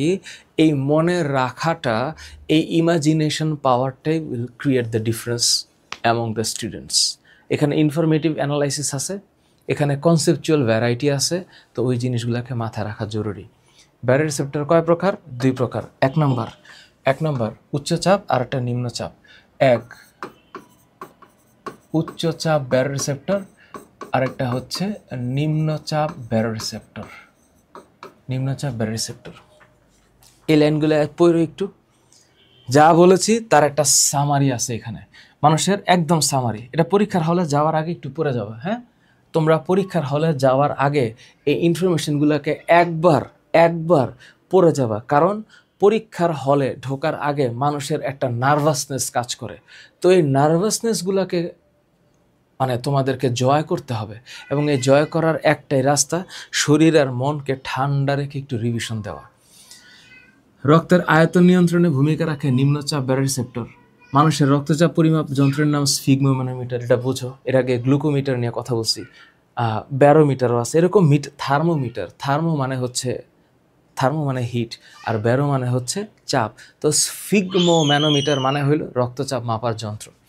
মানুষের রক্তপরিকে সংবেদী স্নায়ুটার নাম কি? ব্যারোরিসেপ্টর। তো ব্যারোরিসেপ্টর কি? সংবেদী স্নায়ু। তারপরে রক্তচাপ মনিটর করে মস্তিষ্কমুখী ক্যারোটিড সাইনাসের রিসেপ্টর। কেন? কারণ এটা ধমনী থেকে আর্চ অফ অ্যাওর্টা, মাথায় রেখো, এই আর্চ অফ অ্যাওর্টা থেকে ক্যারোটিড আর্টারি যেগুলো মস্তিষ্কে রক্ত সরবরাহ করে, দে উইল আইডেন্টিফাই যে রক্তের চাপটা বেশি কিনা। সো রক্তের চাপ মনিটর করে মস্তিষ্কমুখী ক্যারোটিড, ক্যারোটিড মানে টুয়ার্ডস ব্রেইন। অ্যাওর্টিক ব্যারিসেপ্টর প্রেরিত হয় কোথায়? ভেগাস স্নায়ুর মাধ্যমে। অ্যাওর্টিক ব্যারিসেপ্টর ভেগাস স্নায়ুর মাধ্যমে, আর ক্যারোটিড ব্যারিসেপ্টরগুলো গ্লসোফেরেঞ্জিয়ালের মাধ্যমে। তোমাদের মাথায় রাখতে হবে মানুষের করোটিক স্নায়ু কিন্তু 12 জোড়া। So olfactory, optic, oculomotor, trochlear, trigeminal, abducens, facial, auditory, glossopharyngeal, vagus, accessory, hypoglossal. Serially মনে রাখতে হবে, ব্রেকডাউন করার কোনো সুযোগ নেই বা ভাঙার কোনো সুযোগ নেই, সিকোয়েন্সকে কমানোর সুযোগ নেই। প্রবাহমান রক্ত ধমনির প্রাচীরে যে পার্শ্বচাপ সৃষ্টি করে তাকে কি বলে? রক্তচাপ। উচ্চ রক্তচাপের অবস্থান কোথায়? অ্যাওর্টিক আর্চ ও ক্যারোটিড সাইনাসে। আগেই বলেছি অ্যাওর্টার মধ্যে আর্চ মানে হচ্ছে ধনুকের মতো বাঁকানো অংশ। সো অ্যাওর্টিক আর্চে উচ্চচাপ ব্যারিসেপ্টর থাকবে, ক্যারোটিড সাইনাসে থাকবেন। What is carotid sinus? Towards brain, যেই আর্টারিগুলো রক্ত সরবরাহ করে তার ফাঁকা স্থান। স্বাভাবিক সিস্টোলিক চাপ কত? 110 থেকে 139। স্বাভাবিক ডায়াস্টোলিক চাপ কত? 60 থেকে 89। রক্তের চাপ ইউজুয়াল কত? 140 থেকে 90-এর বেশি হইলে হাইপারটেনশন, আর যদি ওই যে কম হয় তাহলে এটা হচ্ছে হাইপোটেনশন। আর রক্তচাপ পরিমাপ যন্ত্রের নাম কি? স্ফিগমোমিটার, যদি এখানে আছে।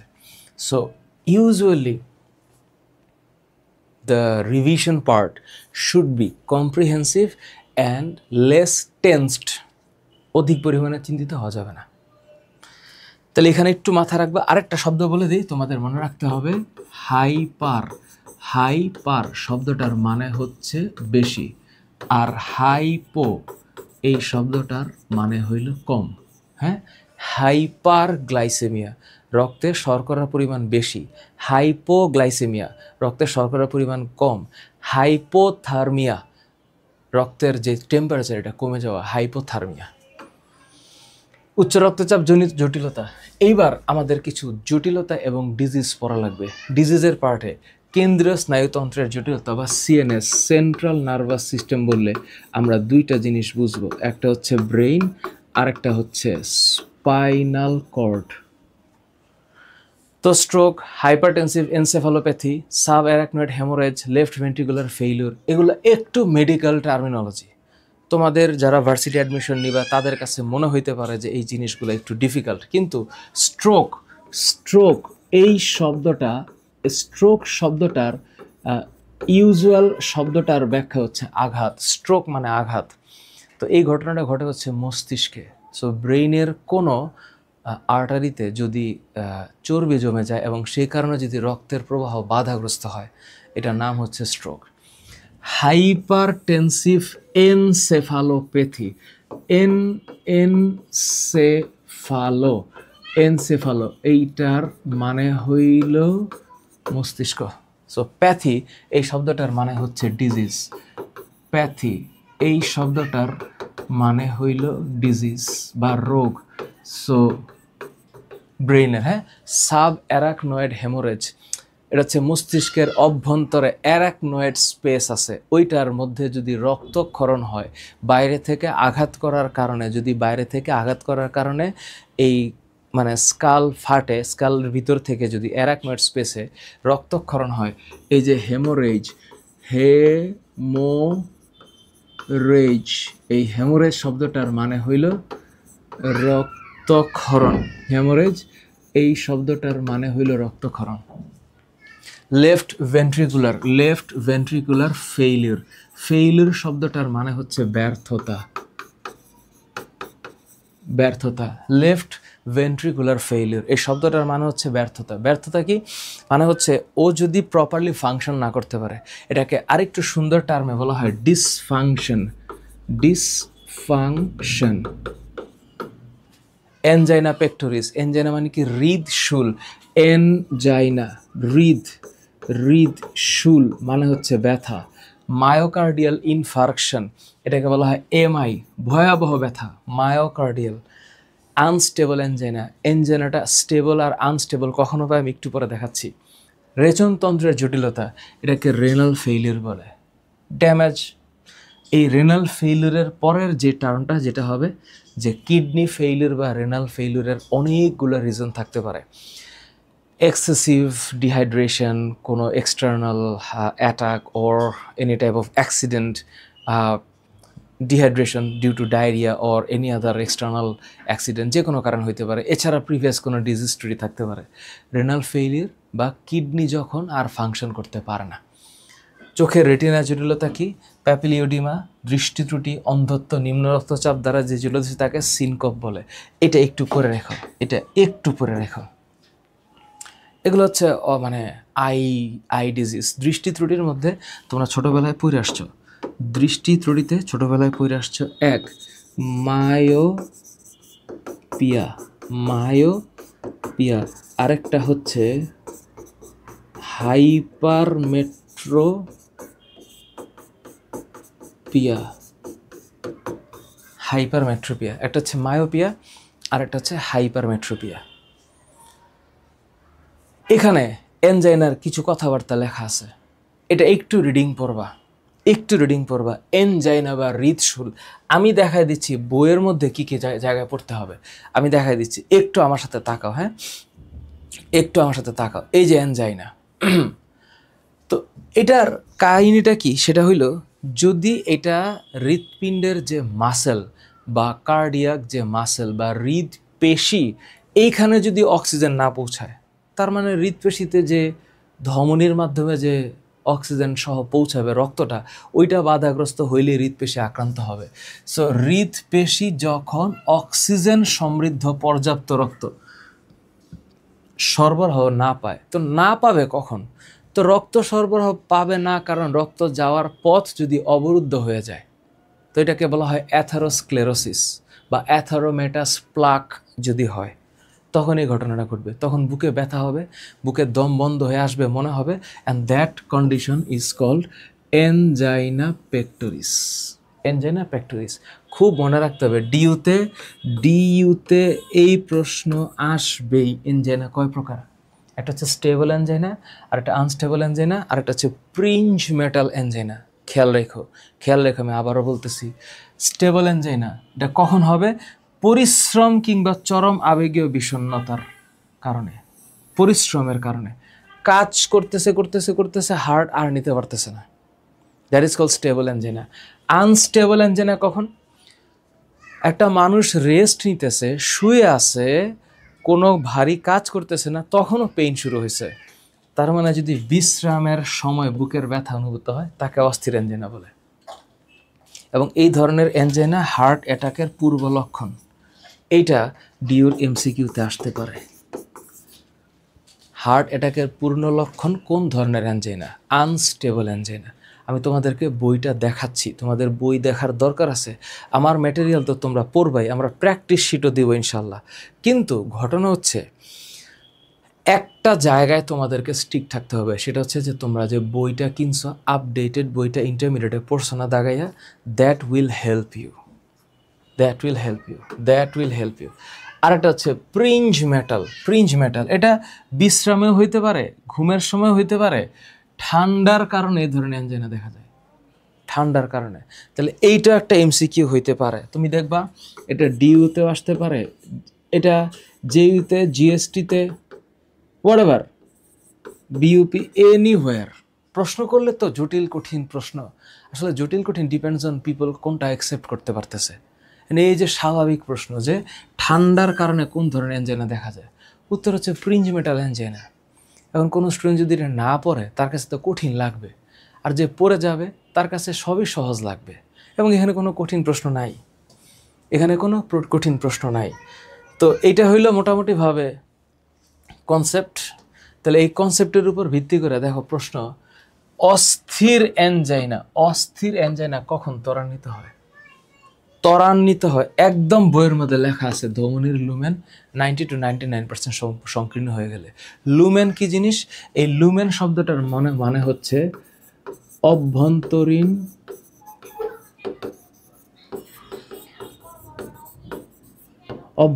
গহ্বর। এই লুমেন মানে হচ্ছে অভ্যন্তরীণ গহ্বর। কেন?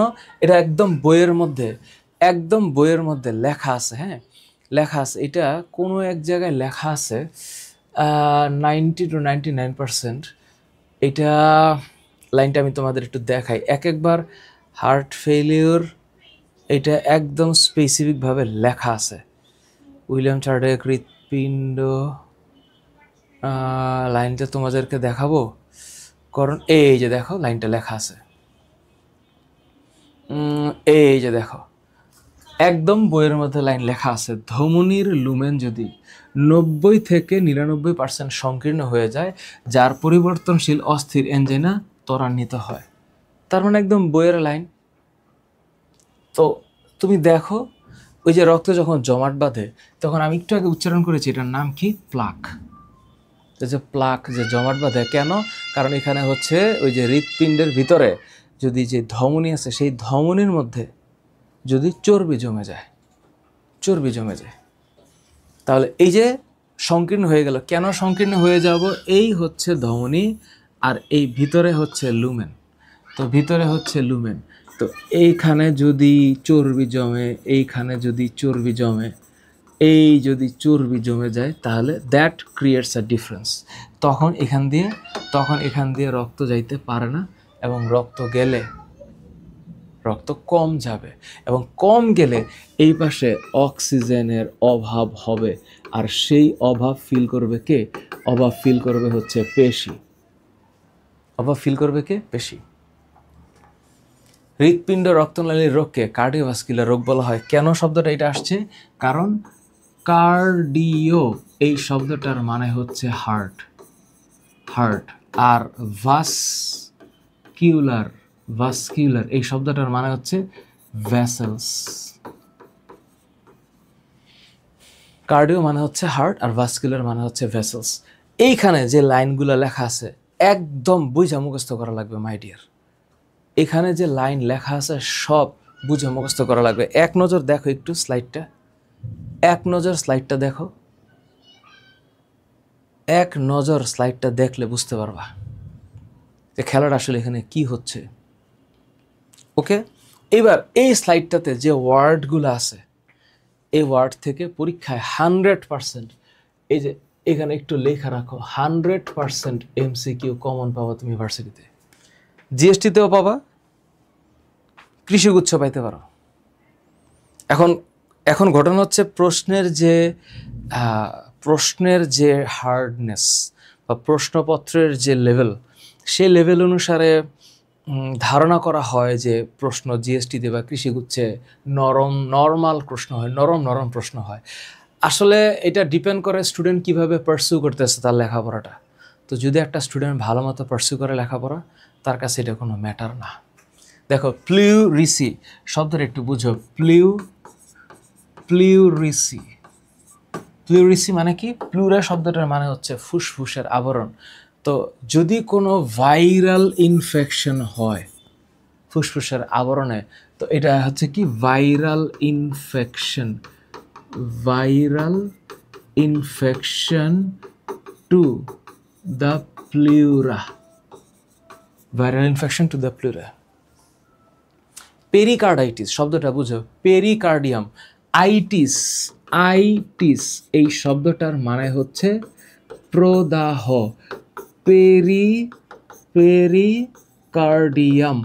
পেরিকার্ডিয়াম মানে হচ্ছে হৃৎপিণ্ডের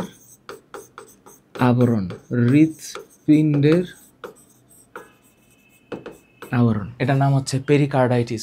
তাহলে পেরিকার্ডাইটিস মানে হৃৎপিণ্ডের ঝিল্লিতে প্রদাহ। নিউমোনিয়া শব্দটা হচ্ছে নিউমোনিয়া, ফুসফুসের ব্যাকটেরিয়াল সংক্রমণ বা প্লুরাল প্রেশার। পালমোনারি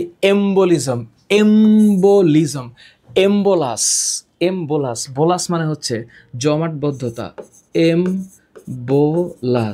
জমাট বাঁধা। হ্যাঁ, মানে এটা যদি হয় যে জমাট রক্ত ফুসফুসে প্রবেশ করে, নিম্নাঙ্গের জমাট রক্ত ফুসফুসে প্রবেশ করে, এটার নাম কি? Pulmonary embolus. পালমোনারি এই শব্দের মানে হইল ফুসফুস। মাইট্রাল কপাটিকার স্থান যদি কপাটিকা ডিসলোকেটেড হয়ে যায়, মাইট্রাল শব্দের মানে কি?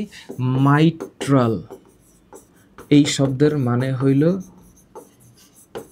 দ্বিপত্রী কপাটিকা। অ্যাওর্টিক ডিসেকশন ছিঁড়ে যাওয়া, ডাইসেক্ট মানে হচ্ছে কাটা, তো ডাইসেকশন মানে কেটে যাওয়া বা ছিঁড়ে যাওয়া। কস্টোকন্ড্রাইটিস বা কস্টোকন্ড্রাইটিস পরশুকার ভাঙন, শব্দটা হবে পরশুকার ভাঙন। যদি তোমাদের এত কিছু মনে না থাকে, পিত্তপাথড়ী এগুলো সব হচ্ছে কার্ডিওভাস্কুলার সম্পর্কিত বা ডিজিজ সম্পর্কিত তথ্য। এখানে বুকে ব্যথার যতগুলা প্রকারভেদ আছে, এই তো কষ্ট কষ্ট কষ্ট শব্দটার মানে হচ্ছে কোস্টাল। কোস্টাল মানে হচ্ছে পরশুকার মাঝে। তাহলে এই যে কোস্টা, এই শব্দটার মানে হচ্ছে পরশুকার মাঝে। পরশুকা কোনটা? এই যে আমাদের বুকটা, বুকের যে খাঁচাটা, এটার মধ্যে যে হাড্ডিগুলো আছে, এটার নাম হচ্ছে পরশুকা। এখানে হৃদরোগ সম্পর্কিত আরও তথ্য দেওয়া আছে। যদি এটা সিকিউর জন্য ইম্পর্টেন্ট, এটা সিকিউ মানে রিটার্নের জন্য ইম্পর্টেন্ট, ডিইউ রিটার্নের জন্য, ডিইউ রিটার্নের জন্য ইম্পর্টেন্ট। ডিইউ রিটার্ন যখন তোমাদের পরীক্ষায় প্রশ্ন আসবে, তখন আমরা ইনশাল্লাহ এই আমার এক একটা স্লাইড ধরে ধরে দেখাই দিব যে এইগুলো পরীক্ষায় আসছে। এখন তোমরা যদি প্রপারলি অ্যান্সার করে আসতে পারো, আর যদি তোমাদের সাফল্যের গল্পে আমার বা আমাদের নামটা থাকে, এটি হবে আমাদের সবচেয়ে বড় প্রাপ্তি। এখন দিন শেষে দেখো, তোমরা মাত্র ভার্সিটিতে উঠলা বা ভার্সিটিতে উঠবা, তোমাদের জীবনটা আরও কত কত পড়ে রয়েছে। তোমরা গ্র্যাজুয়েশন কমপ্লিট করবা, এরপরে তো হায়ার স্টাডিজের জন্য আবার দেশের বাইরে যাবা, তারপর একটা মাস্টার্স অথবা পিএইচডির জন্য অ্যাপ্লাই করবা, পিএইচডি ফান্ড পাইলে দেশের বাইরে গিয়ে আবার স্টাডি করবা। It's all about a long journey, তাই না? এই জার্নিটাতে আমরা চাইবো যে আমাদের দেশের এবং মানুষের যেন একটু উন্নয়ন হয়, দেশের মানুষের এবং যেন একটু উন্নয়ন হয়, প্লাস তোমাদের যেন একটু উন্নয়ন হয়, আমার যেন একটা উন্নয়ন হয়। তা আমার উন্নয়ন কিসে? আমার উন্নয়ন হচ্ছে অর্থনৈতিক সমৃদ্ধিতে। তো অর্থনৈতিক সমৃদ্ধি কেমনে আসবে? যখন আমি অনেক বেশি পরিমাণে চেষ্টা করব এবং পড়বো, ভালো পড়াবো, বেশি সংখ্যক স্টুডেন্ট কানেক্ট হবে। আর বেশি সংখ্যক স্টুডেন্ট কানেক্ট হলে মানুষের দোয়া পাবো, আর দোয়া পাইলে কোর্স ফি পাবো, এবং মানুষের দোয়া এটা বরকত হবে। সো বিভিন্নভাবে আমাদের জীবনে সফলতা আসতে পারে। সো তোমরা সেই সফলতার দ্বার প্রান্তে পৌঁছানোর পরে আমাদেরকে একটু থ্যাংক ইউ দিবা যে হ্যাঁ, আপনি যা বলছেন এগুলো কমন পাইছি। Myocardial infarction, myocardial infarction, myo শব্দটার মানে হলো মাসেল, মাসেলের বা হ্যাঁ হৃৎপিণ্ডে পেশির যখন অক্সিজেনের ঘাটতি হবে। এখানে কিছু কথা লেখা আছে, হ্যাঁ, লক্ষণ কী কী, চিকিৎসা কী কী, লক্ষণ কী কী, চিকিৎসা কী কী, এভরিথিং। একটু রিডিং দিও, একটু রিডিং দিও, বুঝতে পারছি? একটু রিডিং দিবা। তারপর দেখো, এইটা আরো আরো আরো ডেঞ্জারাস, এটা আরো 100% কমন, 100% কমন পাবাই তুমি। যে কি কি ধরনের মানে টেস্ট করা হয় কার্ডিয়াল বা মায়োকার্ডিয়াল ইনফ্রাকশন অথবা হচ্ছে কার্ডিওভাস্কুলার ডিজিজে, কি ধরনের টেস্ট করা হয়। আমি একটা একটা করে বলি, বই আছে এগুলা, মনে করো, একটু ভাবো। এক্স রে, সো এটা হাড্ডি ভেদ করতে পারে না, কিন্তু মাসেল আর ব্লাড ভেদ করে। তাহলে এক্স রে দিয়ে কি করা যাবে? হৃৎপিণ্ডের অবস্থান একদম মুখস্থ করো। হৃৎপিণ্ডের অবস্থান জানার জন্য এক্স রে, হৃৎপিণ্ডের অবস্থান জানার জন্য এক্স রে, অথবা বোন ফ্র্যাকচার এক্স রে দিয়ে এইটাও হবে। এটা অবশ্য যেহেতু মানে হার্টের চ্যাপ্টার আমরা পড়তেছি, এক্স রের আরও অনেক ইউজ আছে। তো বোন ফ্র্যাকচার এটা হচ্ছে কমন একটা ইউজ, হার্টের অবস্থান জানার জন্য এক্স রে, এটা মাথায় রাখতে হবে কিন্তু। সো এই ডিজিজগুলো ইম্পর্ট্যান্ট, এই ডিজিজগুলো থেকে এমসিকিউ হবেই। বিশ্ববিদ্যালয়ে ভর্তি পরীক্ষায় গুচ্ছে, কৃষি গুচ্ছে আসবে এটা। ইসিজি, হৃৎপিণ্ডের প্রাথমিকভাবে রোগ নির্ণয়, এইটাও আসে। ইসিজি মানে কি? ইলেকট্রোকার্ডিওগ্রাম, হৃৎপিণ্ডের প্রাইমারি স্টেজে কোনো ডিজিজ আছে কিনা। তো এটা হচ্ছে electrocardiogram. ETT, exercise tolerance test. Exercise, ETT full form হচ্ছে ETT, exercise tolerance test, exercise tolerance test. তাহলে ইটিটি কি হবে? ইটিটি হচ্ছে হৃৎপিণ্ডের অবস্থা বা কার্যক্ষমতা জানার জন্য। ব্রেইন, নাট্রিউরেটেরিক প্রোটিন, বিএনপি, এটা কিন্তু কোনো দলের কথা আমি বলিনি, এর একটা টেস্টের কথা বলছি। সো রক্তের বিএনপি দিয়ে হার্ট ফেলিওর সম্পর্কে নিশ্চিত হওয়া যায়, এটা কনফার্ম আসবে, কনফার্ম 100% কমন। আমি আন্দাজ করলাম।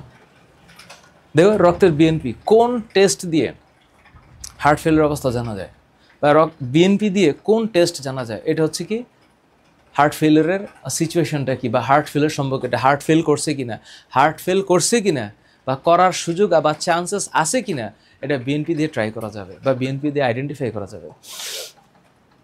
করোনারি এনজিওগ্রাম শব্দটা কি? করোনারি শব্দটা হচ্ছে করোনারি এনজিওগ্রাম, এটা একটু পাশে লেখা আছে ঝুঁকিপূর্ণ ব্যয়বহুল। তো এনজিওগ্রাম যদি করোনারিতে হয় তাহলে এটার কাহিনীটা কি? এটা হইলো হৃৎপিণ্ডের রক্তনালীতে কোনো ব্লক আছে কিনা, ওই তখনই হচ্ছে রিং পরাইতে হয়, অ্যান্ড দ্যাটস কল এনজিওপ্লাস্টি। তো এনজিওপ্লাস্টি কয় রকমের? চার রকমের, হ্যাঁ। Balloon angioplasty, laser angioplasty, coronary stenting আর coronary atherectomy. MRI, magnetic resonance and imaging, এটা দিয়ে হৃৎপিণ্ডের পেশির অবস্থান জানা যায়। এইটাও পরীক্ষা আসবে। হৃৎপিণ্ডের পেশির অবস্থান জানার জন্য বা অবস্থা পেশি ঠিকঠাক আছে কিনা, এটার জন্য কোনটা? এমআরআই। কার্ডিয়াক এনজাইমস বা ট্রপোনিন সিকে, এটা হচ্ছে রোগীর হার্ট অ্যাটাক আছে কিনা, রোগীর হার্ট অ্যাটাক আছে কিনা, এটা একটু মুখস্থ করবা। ট্রপোনিন 1 দিয়ে হার্ট অ্যাটাক নিশ্চিত হওয়া যায়। পালস অক্সিমিটার দিয়ে রক্তের চাপ এবং অক্সিজেনের মাত্রা, এটা অনেকবার পরীক্ষা আসছে, অনেকবার। পালস অক্সিমিটার আসবে পরীক্ষায়। রক্তের চাপ মাপার জন্য স্ফিগমোনোমিটার আর বলার দরকার নেই। সেন্ট্রিফিউগাল দিয়ে তলানি পড়ার হার নির্ণয় করা যায়, মানে রক্তকণিকা ও রক্তচাপ বা রক্তরসকে আলাদা করে কাউন্ট করা যাবে। তার মানে আমরা এই স্লাইডে যতগুলা নাম পড়ছি প্রত্যেকটা নাম ইম্পর্টেন্ট। এক্স রে, আমার সাথে একটু মুখস্থ করো। এক্স-রে হৃৎপিণ্ডের অবস্থান, এক্স-রে হৃৎপিণ্ডের অবস্থান। ইসিজি ইলেকট্রোকার্ডিওগ্রাম, এই ইসিজি দিয়ে হৃৎপিণ্ডের প্রাথমিকভাবে রোগ নির্ণয়। ইটিটি দিয়ে টেস্ট করা যাবে ও কতটুকু কার্যক্ষম, ইটিটি এক্সারসাইজ টলারেন্স টেস্ট। রক্তের বিএনপি দিয়ে হার্ট ফেলিয়ার করা যাবে। করোনারি এনজিওগ্রাম দিয়ে রক্তনালীর ব্লক আইডেন্টিফাই করা যাবে। এমআরআই দিয়ে হৃৎপেশির অবস্থা জানা যাবে। কার্ডিয়াক এনজাইমস দিয়ে রোগীর হার্ট অ্যাটাক আছে কিনা জানা যাবে। পালস অক্সিমিটার দিয়ে রক্তের চাপ এবং অক্সিজেনের মাত্রা আইডেন্টিফাই করা যায়। স্ফিগমোনোমিটার দিয়ে রক্তের চাপ, আর সেন্ট্রিফিউগাল যন্ত্র দিয়ে রক্তকণিকা এবং রক্তরসের আলাদা করার, কারণ মিনিটে 3000 বার ঘুরলে ওই রক্তের যে অবস্থান 55% রক্তরস আর 45% হচ্ছে রক্তকণিকা। এখন প্রশ্ন, এই যে দেখো কোন পরীক্ষার মাধ্যমে হার্ট ফেলিয়ার সম্পর্কে নিশ্চিত হওয়া যায়। দেখো জাহাঙ্গীরনগরে আসছে। এখন প্রশ্নটা হচ্ছে হার্ট ফেলিয়ার, একদম লেখা ওই যে হার্ট ফেলিয়ার নিশ্চিত হওয়া যায়। এই যে বললাম না 100% কমন, এই যে রক্তের বিএনপি। তো বিএনপি দিয়ে এটা করা যাবে, ব্লাড বিএনপি। কি একটা মজার ব্যাপার, তাই না? তুমি দেখো পরের প্রশ্ন, ঠিক হৃদযন্ত্রের রোগ নির্ণয়ের প্রাথমিক পরীক্ষা। তো প্রাথমিক পরীক্ষা মেডিকেল অ্যাডমিশন টেস্টে আসছে। তো প্রাথমিক পরীক্ষা হচ্ছে এনজিওগ্রাম না ইসিজি? হ্যাঁ, এনজিওগ্রাম।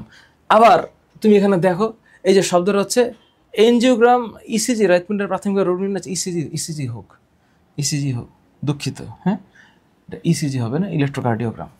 দেখো হৃৎপিণ্ডের পেশির অবস্থান জানা যায়, পেশির অবস্থা।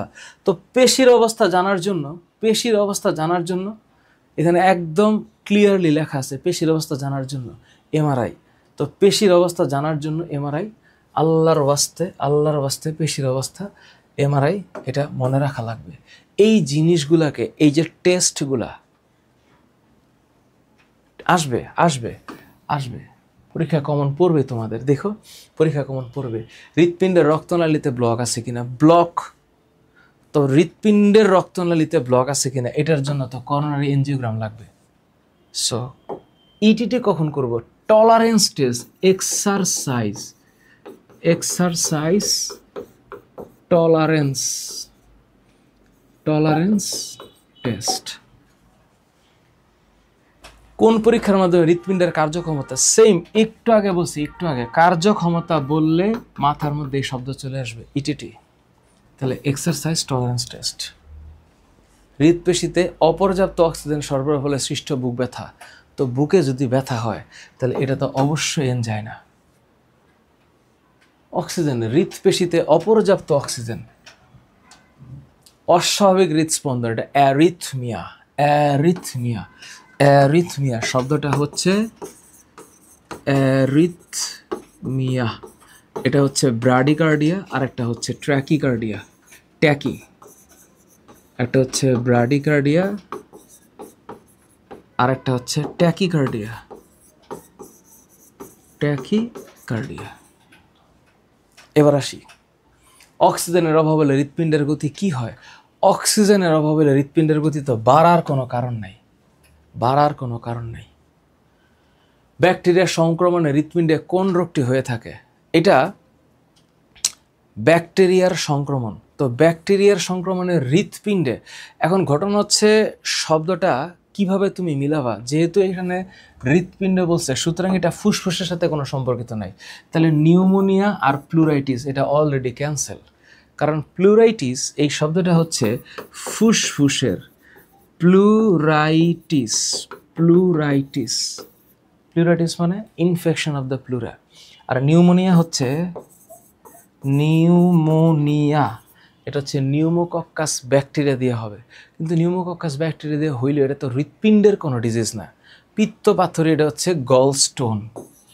এটা হচ্ছে গল স্টোন, তার মানে পিত্তথলিতে যদি কোনো স্টোন হয় তাহলে এখানে বাকি থাকবে কি? এন্ডোকার্ডাইটিস। এন্ডোকার্ডাইটিস শব্দটা কি? এন্ডোকার্ডাইটিস। তো এন্ডোকার্ডিয়াম শব্দটা হচ্ছে এন্ডোকার্ডিয়াম। তো এন্ডোকার্ডিয়াম মানে হচ্ছে ভিতরের স্তর, ভিতরের স্তর। আর কার্ডাইটিস, আইটিস শব্দটা হচ্ছে আইটিস মানে হইল সংক্রমণ।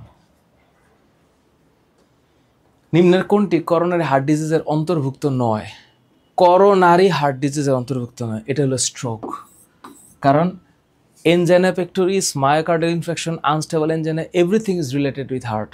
দেখো এটা মেডিকেলের 8 নম্বর প্রশ্ন, যদিও অনেক আগের প্রশ্ন, বাট এটা কিন্তু খুবই খুবই ইম্পর্ট্যান্ট। স্ট্রোক এটা ব্রেইনে হবে, ব্রেইনে, ব্রেইনে। এটার সাথে কোনো হৃৎপিণ্ডের বা করোনারি হার্ট ডিজিজের কোনো সম্পর্ক নাই। করোনারি, এখন অবশ্য সম্পর্ক নাই পুরোটা বলাও যাবে না, মানে মানে ডিজিজ আসলে সবই একটা আরেকটার সাথে কীভাবে যেন কানেক্টেড, এটা আবিষ্কার হয় নাই, কিন্তু হয়তো দেখা যাবে there is a certain correlations between the disease. So এটা হচ্ছে করোনারি, করোনারি হার্ট ডিজিজ। তো করোনারি শব্দটার মানে হচ্ছে related with heart, related, related with heart. Okay, বুঝাতে পারলাম? ওকে, এথেরোস্ক্লেরোসিসের জন্য কোনটি সত্য নয়? এথেরোস্ক্লেরোসিসের জন্য এখন ঘটনা হচ্ছে রক্তে চর্বির পরিমাণে অস্বাভাবিকতা হইলেই এথেরোস্ক্লেরোসিস হবে, এথেরোস্ক্লেরোসিস হইলেই উচ্চ রক্তচাপ হবে, আর উচ্চ রক্তচাপ হইলেই স্ট্রোক করার প্রবণতা বাড়বে। এখন এথেরোস্ক্লেরোসিস তো ব্রেনে যদি হয় তাহলে স্ট্রোক করবে, অফকোর্স উচ্চচাপ তো হবেই, কিন্তু সুগারের পরিমাণ এর সাথে তো আসলে এথেরোস্ক্লেরোসিসের সম্পর্ক ডিরেক্টলি এখন পর্যন্ত আমি জানি না। তো সুগারের কথা যখন আসবে, যখন ব্লাড সুগারের কথা আসবে, তখন 100% মাথায় রাখতে হবে ইনসুলিনের কথা। ইনসুলিন, তাহলে এটা হচ্ছে রক্তে সুগারের পরিমাণ কমে যেতে পারে। এরপর হলো স্ট্রোক। এই যখনই এই শব্দটা তোমার মাথায় আসবে স্ট্রোক, তখনই তুমি ব্রেইন চিন্তা করে ফেলবা যে হিউম্যান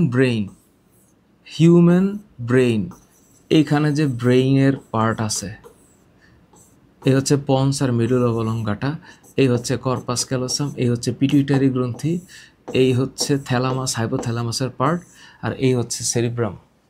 তো এটা জাস্ট আমি একটা শর্টকাট আঁকাইছি। তো এইখানে যে আর্টারিজগুলো আছে বা ধমনীগুলো আছে, ধমনী, তো এইখানে যদি চর্বি জমে যায় আর সেখানে যদি কোনো ধরনের মানে রক্ত প্রবাহে বাধা সৃষ্টি হয়, দ্যাটস কল স্ট্রোক। ফলে রক্তনালী ফেটে গিয়ে মস্তিষ্কে রক্তক্ষরণ হতে পারে। এটাকে বলা ইন্টারনাল হ্যামোরেজ। ইন্টারনাল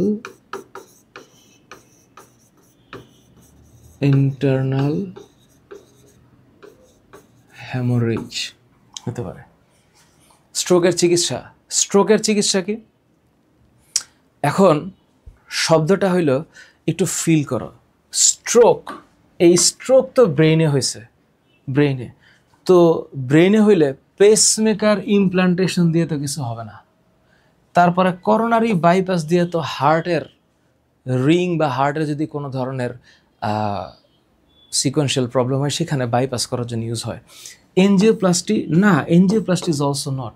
তাহলে এখানে তিনটেই তো না, এখানে একটাও হবে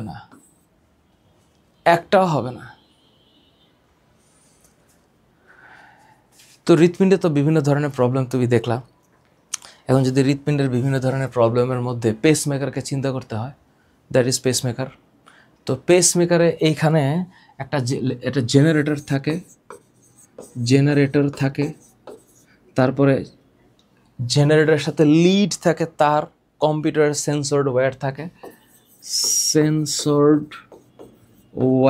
থাকে, লিড থাকে, এবং ব্যাটারি থাকে। কি ব্যাটারি? Lithium battery. এই যে লিথিয়াম ব্যাটারি পরীক্ষায় আসবে, এখানে কথাবার্তা লেখা রাখছি। কোনো কারণে যদি হার্টের বিট রিদমিক না হয়, this machines is transplanted in external operations, and then it creates the impulse, and then it control the heartbeat. So কি দ্বারা?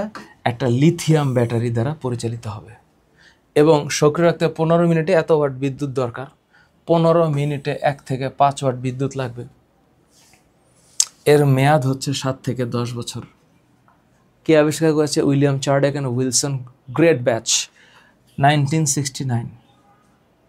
কি কি জিনিস থাকবে? লিথিয়াম ব্যাটারি, কম্পিউটারাইজড জেনারেটর, আর সেন্সর্ড তার বা লিড। কনফার্ম? ওকে। পরীক্ষায় যদি রিটেনে আসে যে পেসমেকার কেন ব্যবহৃত হবে, একটা পেসমেকারে কি কি থাকে, তখন তোমরা এটা লিখবা। আর যদি পেসমেকারের প্রকারভেদ নিয়ে প্রশ্ন আসে, তাহলে একটা হচ্ছে single chambered, double chambered, triple chambered. তো সিঙ্গেল চেম্বার্ড কোনটা? ছবি দিয়ে একটু বোঝাই দিই। ছবি, একটা তার আইসা কেবলমাত্র ডান অলিন্দে লাগবে। কোন অলিন্দে? একটু ফিল করো, দাঁড়াও, একটু ফিল করো। আমি আগে এখানে একটু দেখাইনি, দয়া করে একটু ফিল করো। ডান অলিন্দে লাগবে, তাহলে একটা চেম্বার এসে লাগলো। এর পরেরটা হচ্ছে ডান নিলয়, ডাবল চেম্বার্ড। এরপরেও যদি হার্টের ফাংশনস ঠিকঠাক না থাকে, তাহলে এই যে ট্রিপল চেম্বার্ড, অর্থাৎ এটা বাম অলিন্দে এসা যুক্ত হবে। কিন্তু হৃৎপিণ্ডকে মানে ফাংশনাল রাখতে পেসমেকারের কোনো লিড আইসা এই বাম নিলয় এখানে এসে যুক্ত হয় না। তাহলে কয় প্রকোষ্ঠ? 3 প্রকোষ্ঠ। একটা হচ্ছে single chamber, double chamber, triple chamber. Single chamber কোনটা? শুধু ডান অ্যাট্রিয়াম, মাথায় রাখো। ডাবল চেম্বার কোনটা? ডান অ্যাট্রিয়াম, ডান ভেন্ট্রিকল। ট্রিপল চেম্বার কোনটা? শুধু বাম অ্যাট্রিয়াম বাদে, মানে বাম অ্যাট্রিয়াম ব্যতীত অন্য অংশে, বাম অ্যাট্রিয়াম না, এটা বাম ভেন্ট্রিকল হবে। লাইনটা মনে ভুল লিখছে, হ্যাঁ, বাম ভেন্ট্রিকল হবে, এটা বাম ভেন্ট্রিকল হবে। এখানে সম্ভবত, হ্যাঁ, এই যে দেখাই, আমি তোমাদেরকে দেখাই, একটা তো নিচে চলে গেলাম, লসিকার পাটটা বাদ আছে, এই যে, হ্যাঁ, সরি, লেফট ভেন্ট্রিকলে, রাইট, লেফট ভেন্ট্রিকলে, আমি ভুল বলছি, লেফট ভেন্ট্রিকলে এটা হচ্ছে কানেক্টেড থাকবে, লেফট অ্যাট্রিয়ামে থাকবে না, সরি। কারণ হচ্ছে মেইন জায়গাটাতে আমি মিস করছি। কোন জায়গায়? সেটা হইলো যে হার্ট তো বিট করবেই হচ্ছে লেফট ভেন্ট্রিকলে। কারণ হইলো লেফট ভেন্ট্রিকল যদি চাপ না দেয় রক্ত তো বাইর হবে না, কিন্তু ফুসফুস থেকে রক্ত যখন বাম অলিন্দে আসবে তখন এটার জন্য কোনো লিড দরকার নেই। Sorry, my mistake. তার মানে একটা হচ্ছে এখানে মনে আমি ভুল লিখছি, তাই না? এটা একটু মুছি। তাহলে এখানে কাহিনীটা হচ্ছে কি, এখানে কাহিনীটা হচ্ছে এই জায়গাটাই হবে না শুধু, অর্থাৎ এইটা হইল লেফট অ্যাট্রিয়াম, আমার পজিশনটা আসলে এই জায়গাটাই হবে। তার মানে এইখানে লেফট অ্যাট্রিয়ামে ওয়্যারটা যায় না। তো ওয়্যারটা যায় কোন কোন জায়গায়? রাইট অ্যাট্রিয়াম, রাইট ভেন্ট্রিকল আর লেফট ভেন্ট্রিকলে। লেফট অ্যাট্রিয়ামে এটা যায় না, কারণ হচ্ছে লেফট অ্যাট্রিয়ামে শুধু অক্সিজেনেটেড ব্লাডটা আসে। সো লেফট অ্যাট্রিয়াম কন্ট্রাকশন হইতে পারে, কিন্তু লেফট ভেন্ট্রিকল কন্ট্রাকশন হইতেই হবে যেন মহাধমনী দিয়ে সারা দেহে রক্ত প্রবাহিত হয়। ঠিকঠাক? আচ্ছা, ওকে, থ্যাংক ইউ, মাই মিস্টেক। পেসমেকারের কাজ কি? পেসমেকারের কাজ হচ্ছে তরল রাখার কোনো সম্ভাবনা নাই, হৃদরোগ প্রতিরোধ। আচ্ছা, এটা হবে, এটা হবে, হৃদস্পন্দনের ধীরগতি নিয়ন্ত্রণ করে। পেসমেকারের সেন্সরগুলোকে কি বলা হয়? ইলেকট্রোড বলে। ইলেকট্রোড, সেন্সরগুলোকে ইলেকট্রোড বলে। কৃত্রিম পেসমেকারে কোন ব্যাটারি ব্যবহার হয়? এটা হচ্ছে লিথিয়াম ব্যাটারি। লিথিয়াম আয়ন না, নিকেল ক্যাডমিয়াম না, ড্রাইসেলো না। মানবদেহের হৃদযন্ত্রে কোনটিকে? ওরে বাবা রে বাবা, এ দেখো, একজনের শ্বশুর বাড়ি থেকে শুরু হয়ে আরেকজনের শ্বশুর বাড়ি থেকে শেষ হয়েছে। একদম সহজ প্রশ্ন, কোনটিকে পেসমেকার বলে? Sinoatrial node. Sino, S A node is about to, S A node কি? পেসমেকার। পেসমেকার। এরপরে হচ্ছে সার্জারি নিয়ে কথাবার্তা। ওপেন হার্ট আর বাইপাস। ওপেন হার্টে কি হয় you know? On pump, off pump, robot assistant. So on pump, off pump, robot অ্যাসিস্ট্যান্টের মধ্যে পার্থক্য আছে। বাইপাস সার্জারি কি? বাইপাস সার্জারি হচ্ছে বডির বা দেহের অন্য কোনো অঙ্গ থেকে আর্টারি কেটে এনে হৃৎপিণ্ডের যেই পথে ব্লাড যেতে পারছিল না তাকে অন্য দিকে মুভ করে দেওয়া। So it's all about bypass surgery. তাহলে এখানে ওপেন হার্ট সার্জারি নিয়ে কিছু কথা আছে। উইলফ্রেডের নাম মনে রাখতে হবে, অ্যান্ড বিগেলো। তারপরে অন পাম্প সার্জারি কি? এখানে একটা মেশিন ইউজ করা হয়, মেশিন। সেটা হইল অন পাম্প সার্জারি কার্ডিওপালমোনারি নামেও পরিচিত। তাহলে এটা কি? কার্ডিওপালমোনারি মানে হৃদ ফুসফুস। এখানে সাময়িকভাবে কার্ডিওপালমোনারি বাইপাস মেশিন দিয়ে হৃৎপিণ্ডের কাজ চালানো হয়। সেটা হচ্ছে on pump. Beating heart pump surgery বা বিটিং হার্ট কি? অফ পাম্প কি? এই সার্জারিতে হৃৎফুস ব্যবহৃত হয় না। কেন? কারণ এখানে হার্ট বিট করা অবস্থাতেই অপারেশনসটা করা হয়। তো এটাকে বলা হয় ওপি ক্যাব সার্জারি বলা হয়। আর রোবট অ্যাসিস্টেড তো রোবট অ্যাসিস্টেড। তাহলে এই যে নামগুলা, একটা হচ্ছে on pump, off pump. Robot assisted তো রোবট দিয়ে, এটা তোমরা বুঝছো, কিন্তু বিষয়গুলো এত ইজি না। অন পাম্প সার্জারিতে হৃৎপিণ্ডের অ্যাক্টিভিটিটাকে বাইরের একটা মেশিন দিয়ে প্রতিস্থাপন করে বিটিং অফ করে তারপর করা হয়। কিন্তু অফ পাম্প যেটা এটা বিটিং হার্ট সার্জারি, অর্থাৎ হার্ট বিট করতে থাকবে, এমন সময় মানে কার্ডিওপালমোনারি মেশিন ইউজ হবে না। তাহলে বাইপাস সার্জারির কিছু লাইনস এখানে আছে। করোনারি লুমেন, করোনারি ধমনী লুমেন 50 থেকে 70% সংকীর্ণ হয়, তখন অক্সিজেন সমৃদ্ধ রক্তের প্রভাব হৃদপ্রশিদ্ধ কমে যায়, এখন বুকে ব্যথা হয়। এই যে লাইনটা বইয়ে দেখাইছিলাম যে ধমনীর লুমেন যদি 90 থেকে 99% সংকীর্ণ হয় তখন অস্থির অ্যাঞ্জাইনা ত্বরান্বিত হয়। অস্থির অ্যাঞ্জাইনা কোনটা?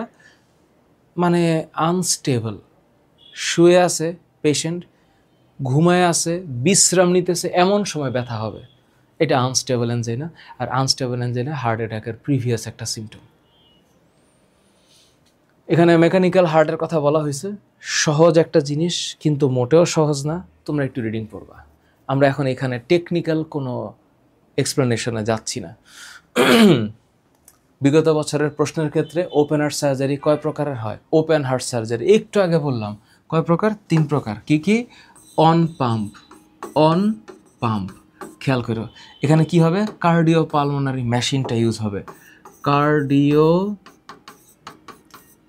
পালমোনারি মেশিন ইউজ হবে, কার্ডিও পালমোনারি মেশিন। আচ্ছা, আরেকটা হচ্ছে অফ পাম্প, অফ পাম্প এটা হচ্ছে বিটিং হার্ট, বিটিং হার্ট।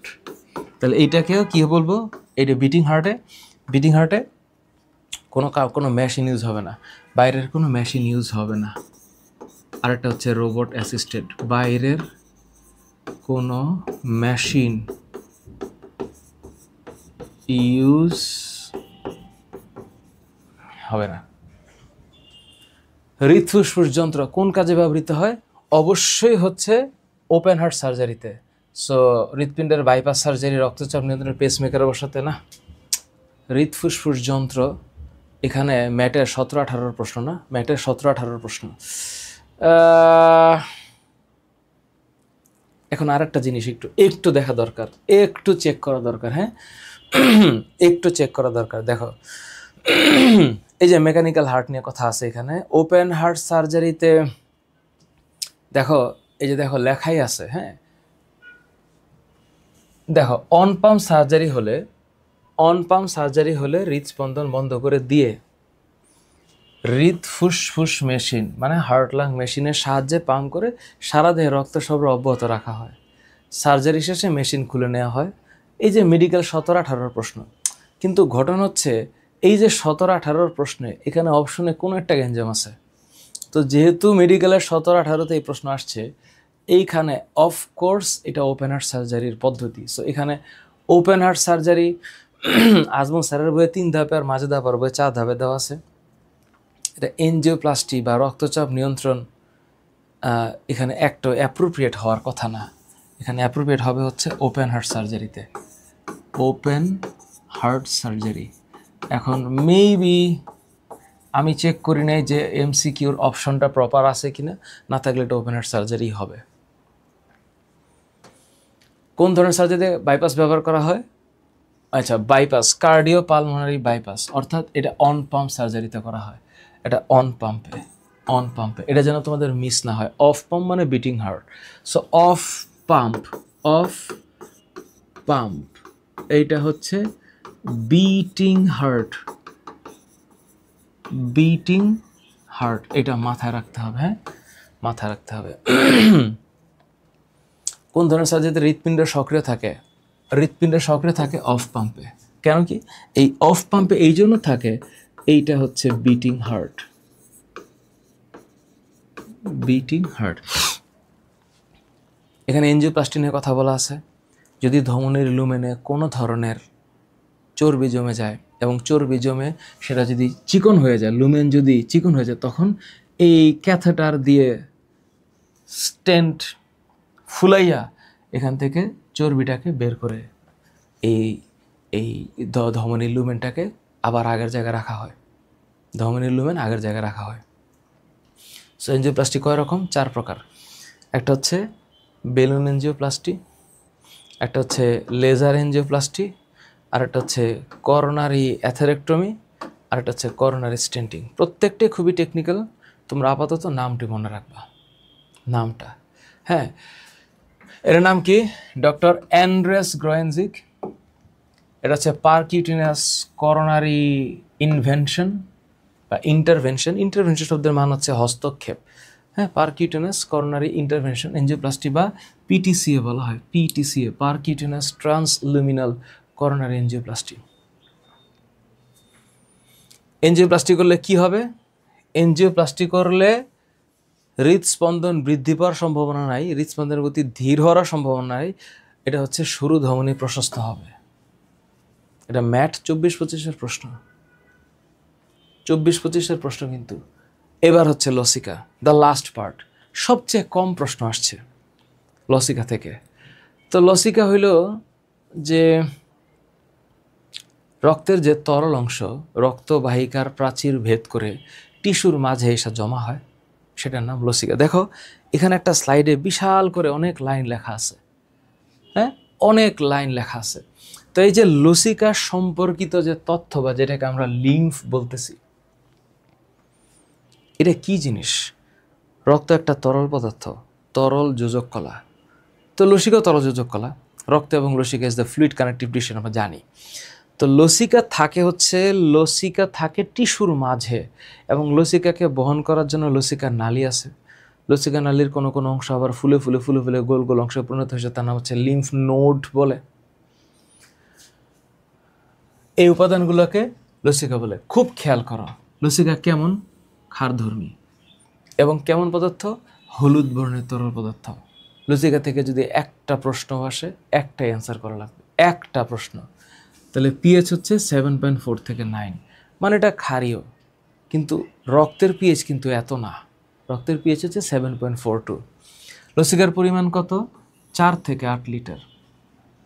আবার আলিম স্যারের বই আবার একটু ভ্যারিয়েশন আছে। ক্ষুধার্ত অবস্থায় লসিকাতে ফ্যাটের পরিমাণ কি থাকে? কম থাকে। কেন? কারণ তখন মানে যখন বডিতে গ্লুকোনিওজেনেসিস হয়, তো তখন শর্করার চাহিদা পূরণ করার জন্য অশর্করা থেকে শর্করা উৎপন্ন হয়, and that's call gluconeogenesis, and that's why some fat has burn. লসিকা গ্রন্থি যান্ত্রিক ছাঁকনি হিসাবে কাজ করে। কি ছাঁকনি? Mechanical filter. এবং এখানে কোন শ্বেত রক্তকণিকা? লিম্ফোসাইট। তো শব্দটা কেন? লিম্ফের যে সাইট, লিম্ফের যে সাইট, এইটার নাম হচ্ছে লিম্ফোসাইট। তো লিম্ফোসাইট ক্রিয়েট করবে। মানবদেহের ঘাড়ে, বগলে, কুচকিতে অধিক সংখ্যক লসিকা গ্রন্থি থাকে। আমি যদি একটু তোমাদেরকে একটা চেহারা দেখাই, ধরো লিম্ফ ইন হিউম্যান বডি, তাহলে তোমাদের একটু আইডিয়া হবে দেখতে যে এটা আমাদের বডিতে বিভিন্ন জায়গায় বিভিন্নভাবে ছড়ানো থাকে। হ্যাঁ, আচ্ছা আমি আরেকটু দেখাই, তাইলে তোমাদের কাছে ক্লিয়ার হবে। আমি যদি একটু লিম্ফেটিক সিস্টেমটা দেখাই, তাহলে তোমাদের আরেকটু 3D হয়তো ক্লিয়ার হইতে পারে যে লিম্ফেটিক সিস্টেমটার সবচেয়ে বিউটিফুল ফিগারটা হইতে পারে। কেমনে দেখাবো? আচ্ছা এইটাই দেখাই, তাহলে তোমাদের আন্দাজটা হবে এবং তোমাদের বেশি মনে থাকবে। ভিজুয়ালাইজেশনটা অনেক বেশি হেল্প করে মনে রাখতে। তো এই হইল মানুষের, দেখো এই যে দেখো, এই হইল এই লিম্ফেটিক ডাক্ট, এবং এইখানে এই যে এগুলো সব হচ্ছে লিম্ফ নোড। এটা হচ্ছে থাইমাস গ্রন্থি, মানে লিম্ফেটিক গ্ল্যান্ড। এই যে এটা হচ্ছে স্প্লিন বা প্লিহা। তো এখন লিম্ফ থেকে ভার্সিটিতে যত প্রশ্ন আসছে, খুব বেশি প্রশ্ন আসে নাই, কিন্তু যদি একটু ভিজুয়ালাইজেশন করো তাহলে মনে হয় একটু ইজি হবে। তো এটা হচ্ছে ব্রেইনের পার্ট। সো ব্রেইন থেকে শুরু করে একদম বডিতে আনাচে কানাচে মনে হচ্ছে জালের মতো ছড়ায় আছে। তো এই যে লিম্ফ, এই লিম্ফটাকে আমরা ব্যাখ্যা করার জন্য মনে রাখবো যে লসিকা নালী আছে, যেটাকে আমরা লিম্ফেটিক ডাক্ট বলি। বায়োলজিতে ডাক্ট মানে হচ্ছে নালী। আর এটা হচ্ছে লিম্ফেটিক গ্ল্যান্ড বা লসিকা গ্রন্থি।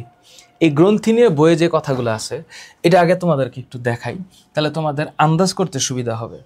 তোমরা যখন লিম্ফটা পড়বা, কি কি অংশ পড়বে? আমি তো স্লাইডে কিছু ইনফরমেশন তোমাদেরকে দিয়ে রাখছি, একটু এইখানে আসি, তাহলে তোমাদেরকে একটু সুবিধা হবে দেখাইতে। তাহলে এইখানে দেখো কি কি লিম্ফ গ্রন্থি আছে। এক, লিম্ফ নোড, টনসিল, প্লিহা, থাইমাস, আর লাল অস্থিমজ্জা। অস্থিমজ্জা কি? এই অস্থিমজ্জা মানে হচ্ছে বোন মেরু। তো বোন মেরু। So these are the glands. এখানে আসার মতো কি কি আছে? মানব দেহে 400 থেকে 700 লিম্ফ নোড পাওয়া যায়। কত? 400 থেকে 700। মানব দেহে কয় ধরনের টনসিল রয়েছে? 3 ধরনের, প্যালাটাইন, অ্যাডেনয়েড, আর একটা হচ্ছে লিঙ্গুয়াল। লিঙ্গুয়া মানে জিহ্বা। এই লাইনগুলো মনে রাখবা। এখানে এই যে লিম্ফ নোডের মধ্যে এই যে আমি যে ছবিটা দেখাইছি, ওইটার একটা ল্যাটারাল ভিউ এখানে দিছে। এই সেম ভিউটা হচ্ছে যে এখানে আছে, তো এই যে টনসিল, তারপরে এই যে থাইমাস, এই যে প্লিহা, এই যে বডিতে বিভিন্নভাবে লিম্ফ নোডগুলো আছে। এবং সবচেয়ে বেশি লিম্ফ নোডগুলো দেখো সব কানেক্টিং পয়েন্টে, এই যে কুচকিতে বগলে, এই যে এখানে আছে, এই যে এইসব জায়গাতে এই যে লিম্ফ নোডসগুলো আছে, and these are the lymph gland, this carries the lymph. তাহলে এখন তুমি যদি একটু বইটাতে যাও, তো বইয়ের লাইনগুলো যদি একটা বার ভালো মতো পড়ো, তাহলে তোমার কাছে ইজি হয়ে যাবে যেখান থেকে কি কি আসবে। তারপরে টনসিল যদি কেটে ফেলা হয়, তাহলে তার নাম হইল টনসিলেক্টমি। টমি, টেকটমি, এই শব্দটার মানে হচ্ছে কেটে ফেলা, কেটে ফেলা। ওকে, কলিসিস্টেকটমি, গল ব্লাডার কেটে ফেলা, গল ব্লাডার কেটে ফেলা। তারপরে প্লিহা, স্প্লিন, এটা একটা খুব মজার জিনিস। এখানে কি আছে দেখো, প্লিহাকে বলা হয় কি দেখো, রিজার্ভার, রক্তের রিজার্ভার বা ব্লাড ব্যাংক। কেন বলে? 300 ml রক্ত জমা থাকে। লোহিত রক্তকণিকার কি বলা হয়? কবরস্থান। জীবাণু ধ্বংস করে রোগ প্রতিরোধে অংশগ্রহণ করে। প্রত্যেকটা ইম্পর্টেন্ট এমসিকিউ, প্রত্যেকটা ইম্পর্টেন্ট এমসিকিউ। একাডেমিক্সে আমরা এটা পড়াই আরও ডিটেইল, কিন্তু এই মুহূর্তে তোমাদেরকে দেখো, এই যে এটার নাম হচ্ছে থাইমাস, ওই যে থাইমাস আমি দেখাইছি, থাইমাস। হ্যাঁ, এই থাইমাস থেকে 2 ধরনের হরমোন খরিত হয়, একটা হচ্ছে থাইমোসিন, থাইমোপোয়েটিন। দাগাও একটু। এবার দেখো তুমি প্রশ্ন কি কি আসছে। আমি এখানে কিছু জিনিস লেখা রাখছি, লসিকার কাজ। এইটা হতে পারে ডিউ রিটেনের প্রশ্ন, ডিউ রিটেনের প্রশ্ন।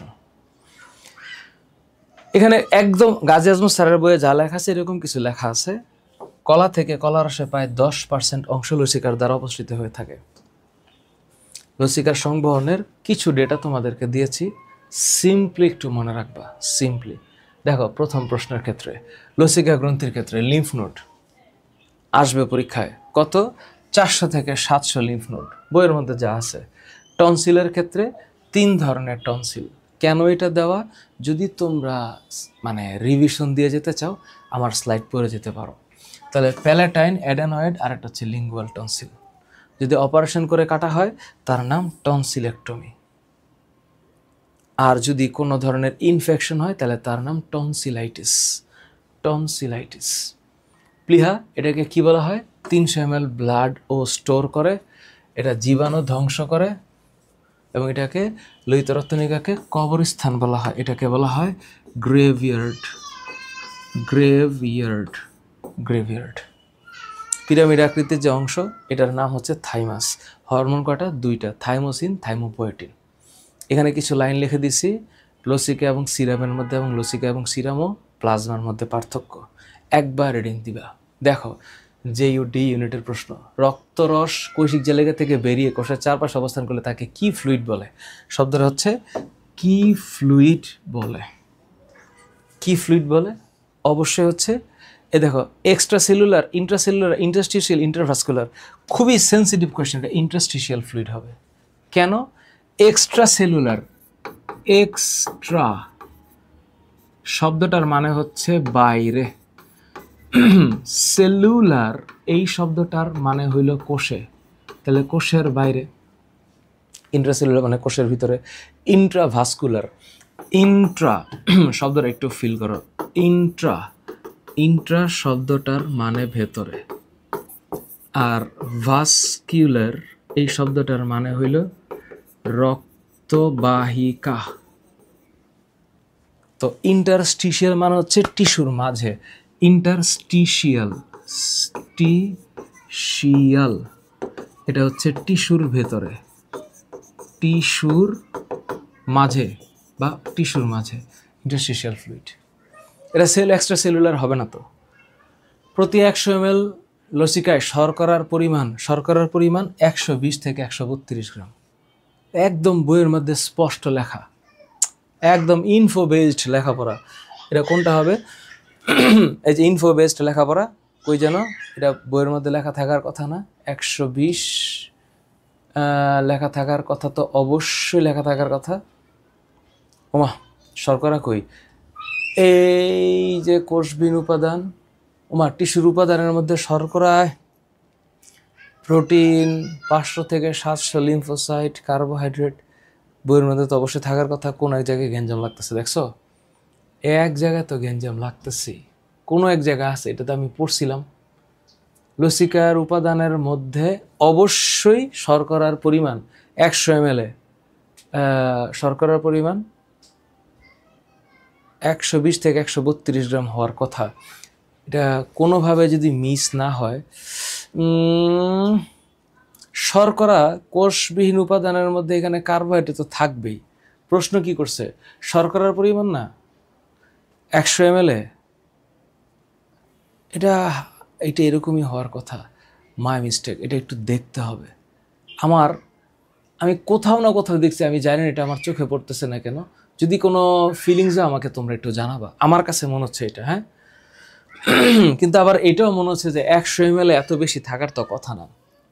এই ডেটা নিয়ে আমি একটু confused. I will check and then will fix it again. তারপরে মানবদেহে লসিকার পরিমাণ ওই যে বইয়ের মধ্যে আছে 4 থেকে 8 লিটার, তাই না? ইন্টারস্টিশিয়াল ফ্লুইড লসিকাতন্ত্র বহন করে না। লসিকাতন্ত্র অবশ্যই কোষীয় এবং কোষবিহীন উপাদান বহন করে, কিন্তু লোহিত রক্তকণিকা বহন করে না। নো, লসিকায় আরবিসি নাই, লোহিত রক্তকণিকা বহন করে না। সেখানে হলুদ বর্ণের তরল পদার্থকে কি বলা হয়? এটা হলুদ বর্ণের তরল পদার্থ বোঝাই যাচ্ছে যেটা লসিকার প্রশ্ন, সাস্টের 10-11 প্রশ্ন। নিচের কোনটিকে রক্ত ফিল্টার করে? লসিকা গ্রন্থি। অবশ্যই প্লীহা ইজ ওয়ান অফ লসিকা গ্রন্থি। লসিকার বৈশিষ্ট্য কোনটা? শর্করা হবে। লসিকার বৈশিষ্ট্য কোনটা? শর্করা আমিষ পরিবহন তো করেই, ছোট ছোট শিরা দ্বারা না, অধিকরণ নো, শর্করা আমিষ পরিবহন করে। নিম্নের কোন অঙ্গে লোহিত কণিকা ধ্বংস হয়? অবশ্যই গ্র্যাভিয়ার্ড অফ, এইটাও হয় প্লীহা, স্প্লিন, গ্র্যাভিয়ার্ড অফ আরবিসি। হ্যাঁ, এটা এএফএমসি আর্ম ফোর্সের 24-25 প্রশ্ন। লসিকার শতকরা কত ভাগ পানি? অ্যাভারেজ 92%। 92 হওয়ার কথা, শতকরা 92 না, এটা তো অ্যাভারেজ থাকার কথা। কেন এখানে অ্যাভারেজ দেয় নাই? লসিকায় এত পার্সেন্ট পানি, এখানে অবশ্য আবার এটা 94%ই মেরে দিছে। এক এক সময় এক একটা 94%, তাহলে অ্যাকর্ডিং টু আসলে এটা হওয়ার কথা। ঠিক আছে, লসিকায় 94%ই হবে, যেহেতু বইয়ে আছে। একদম মুখস্থ। Thank you. যতটুকু সময় আলাপ করলাম, ব্যাখ্যা দিতে ইচ্ছা করে, আবার ক্লাস লম্বা হয়ে যায়, আবার কোনটা মিস করলাম এটা নিয়েও টেনশনে থাকে। তো ভার্সিটি অ্যাডমিশনে একটা টিচারের মানে সীমাবদ্ধতাটা কোন জায়গায়? টাইম কনস্ট্রেন্ট আছে, আবার বেশি লম্বা ক্লাস হলে তোমরা দেখতে চাও না। তো সব কিছু মিলে একটা চ্যালেঞ্জিং সিচুয়েশনে তো আমরা থাকি। সো হোপফুলি দেখি। ঠিক আছে, তাহলে রক্ত সংবহন শেষ হলো, এরপর আমরা ইনশাল্লাহ পরের চ্যাপ্টার শ্বসনতন্ত্র নিয়ে কথা বলবো। ঠিক আছে, বাই বাই।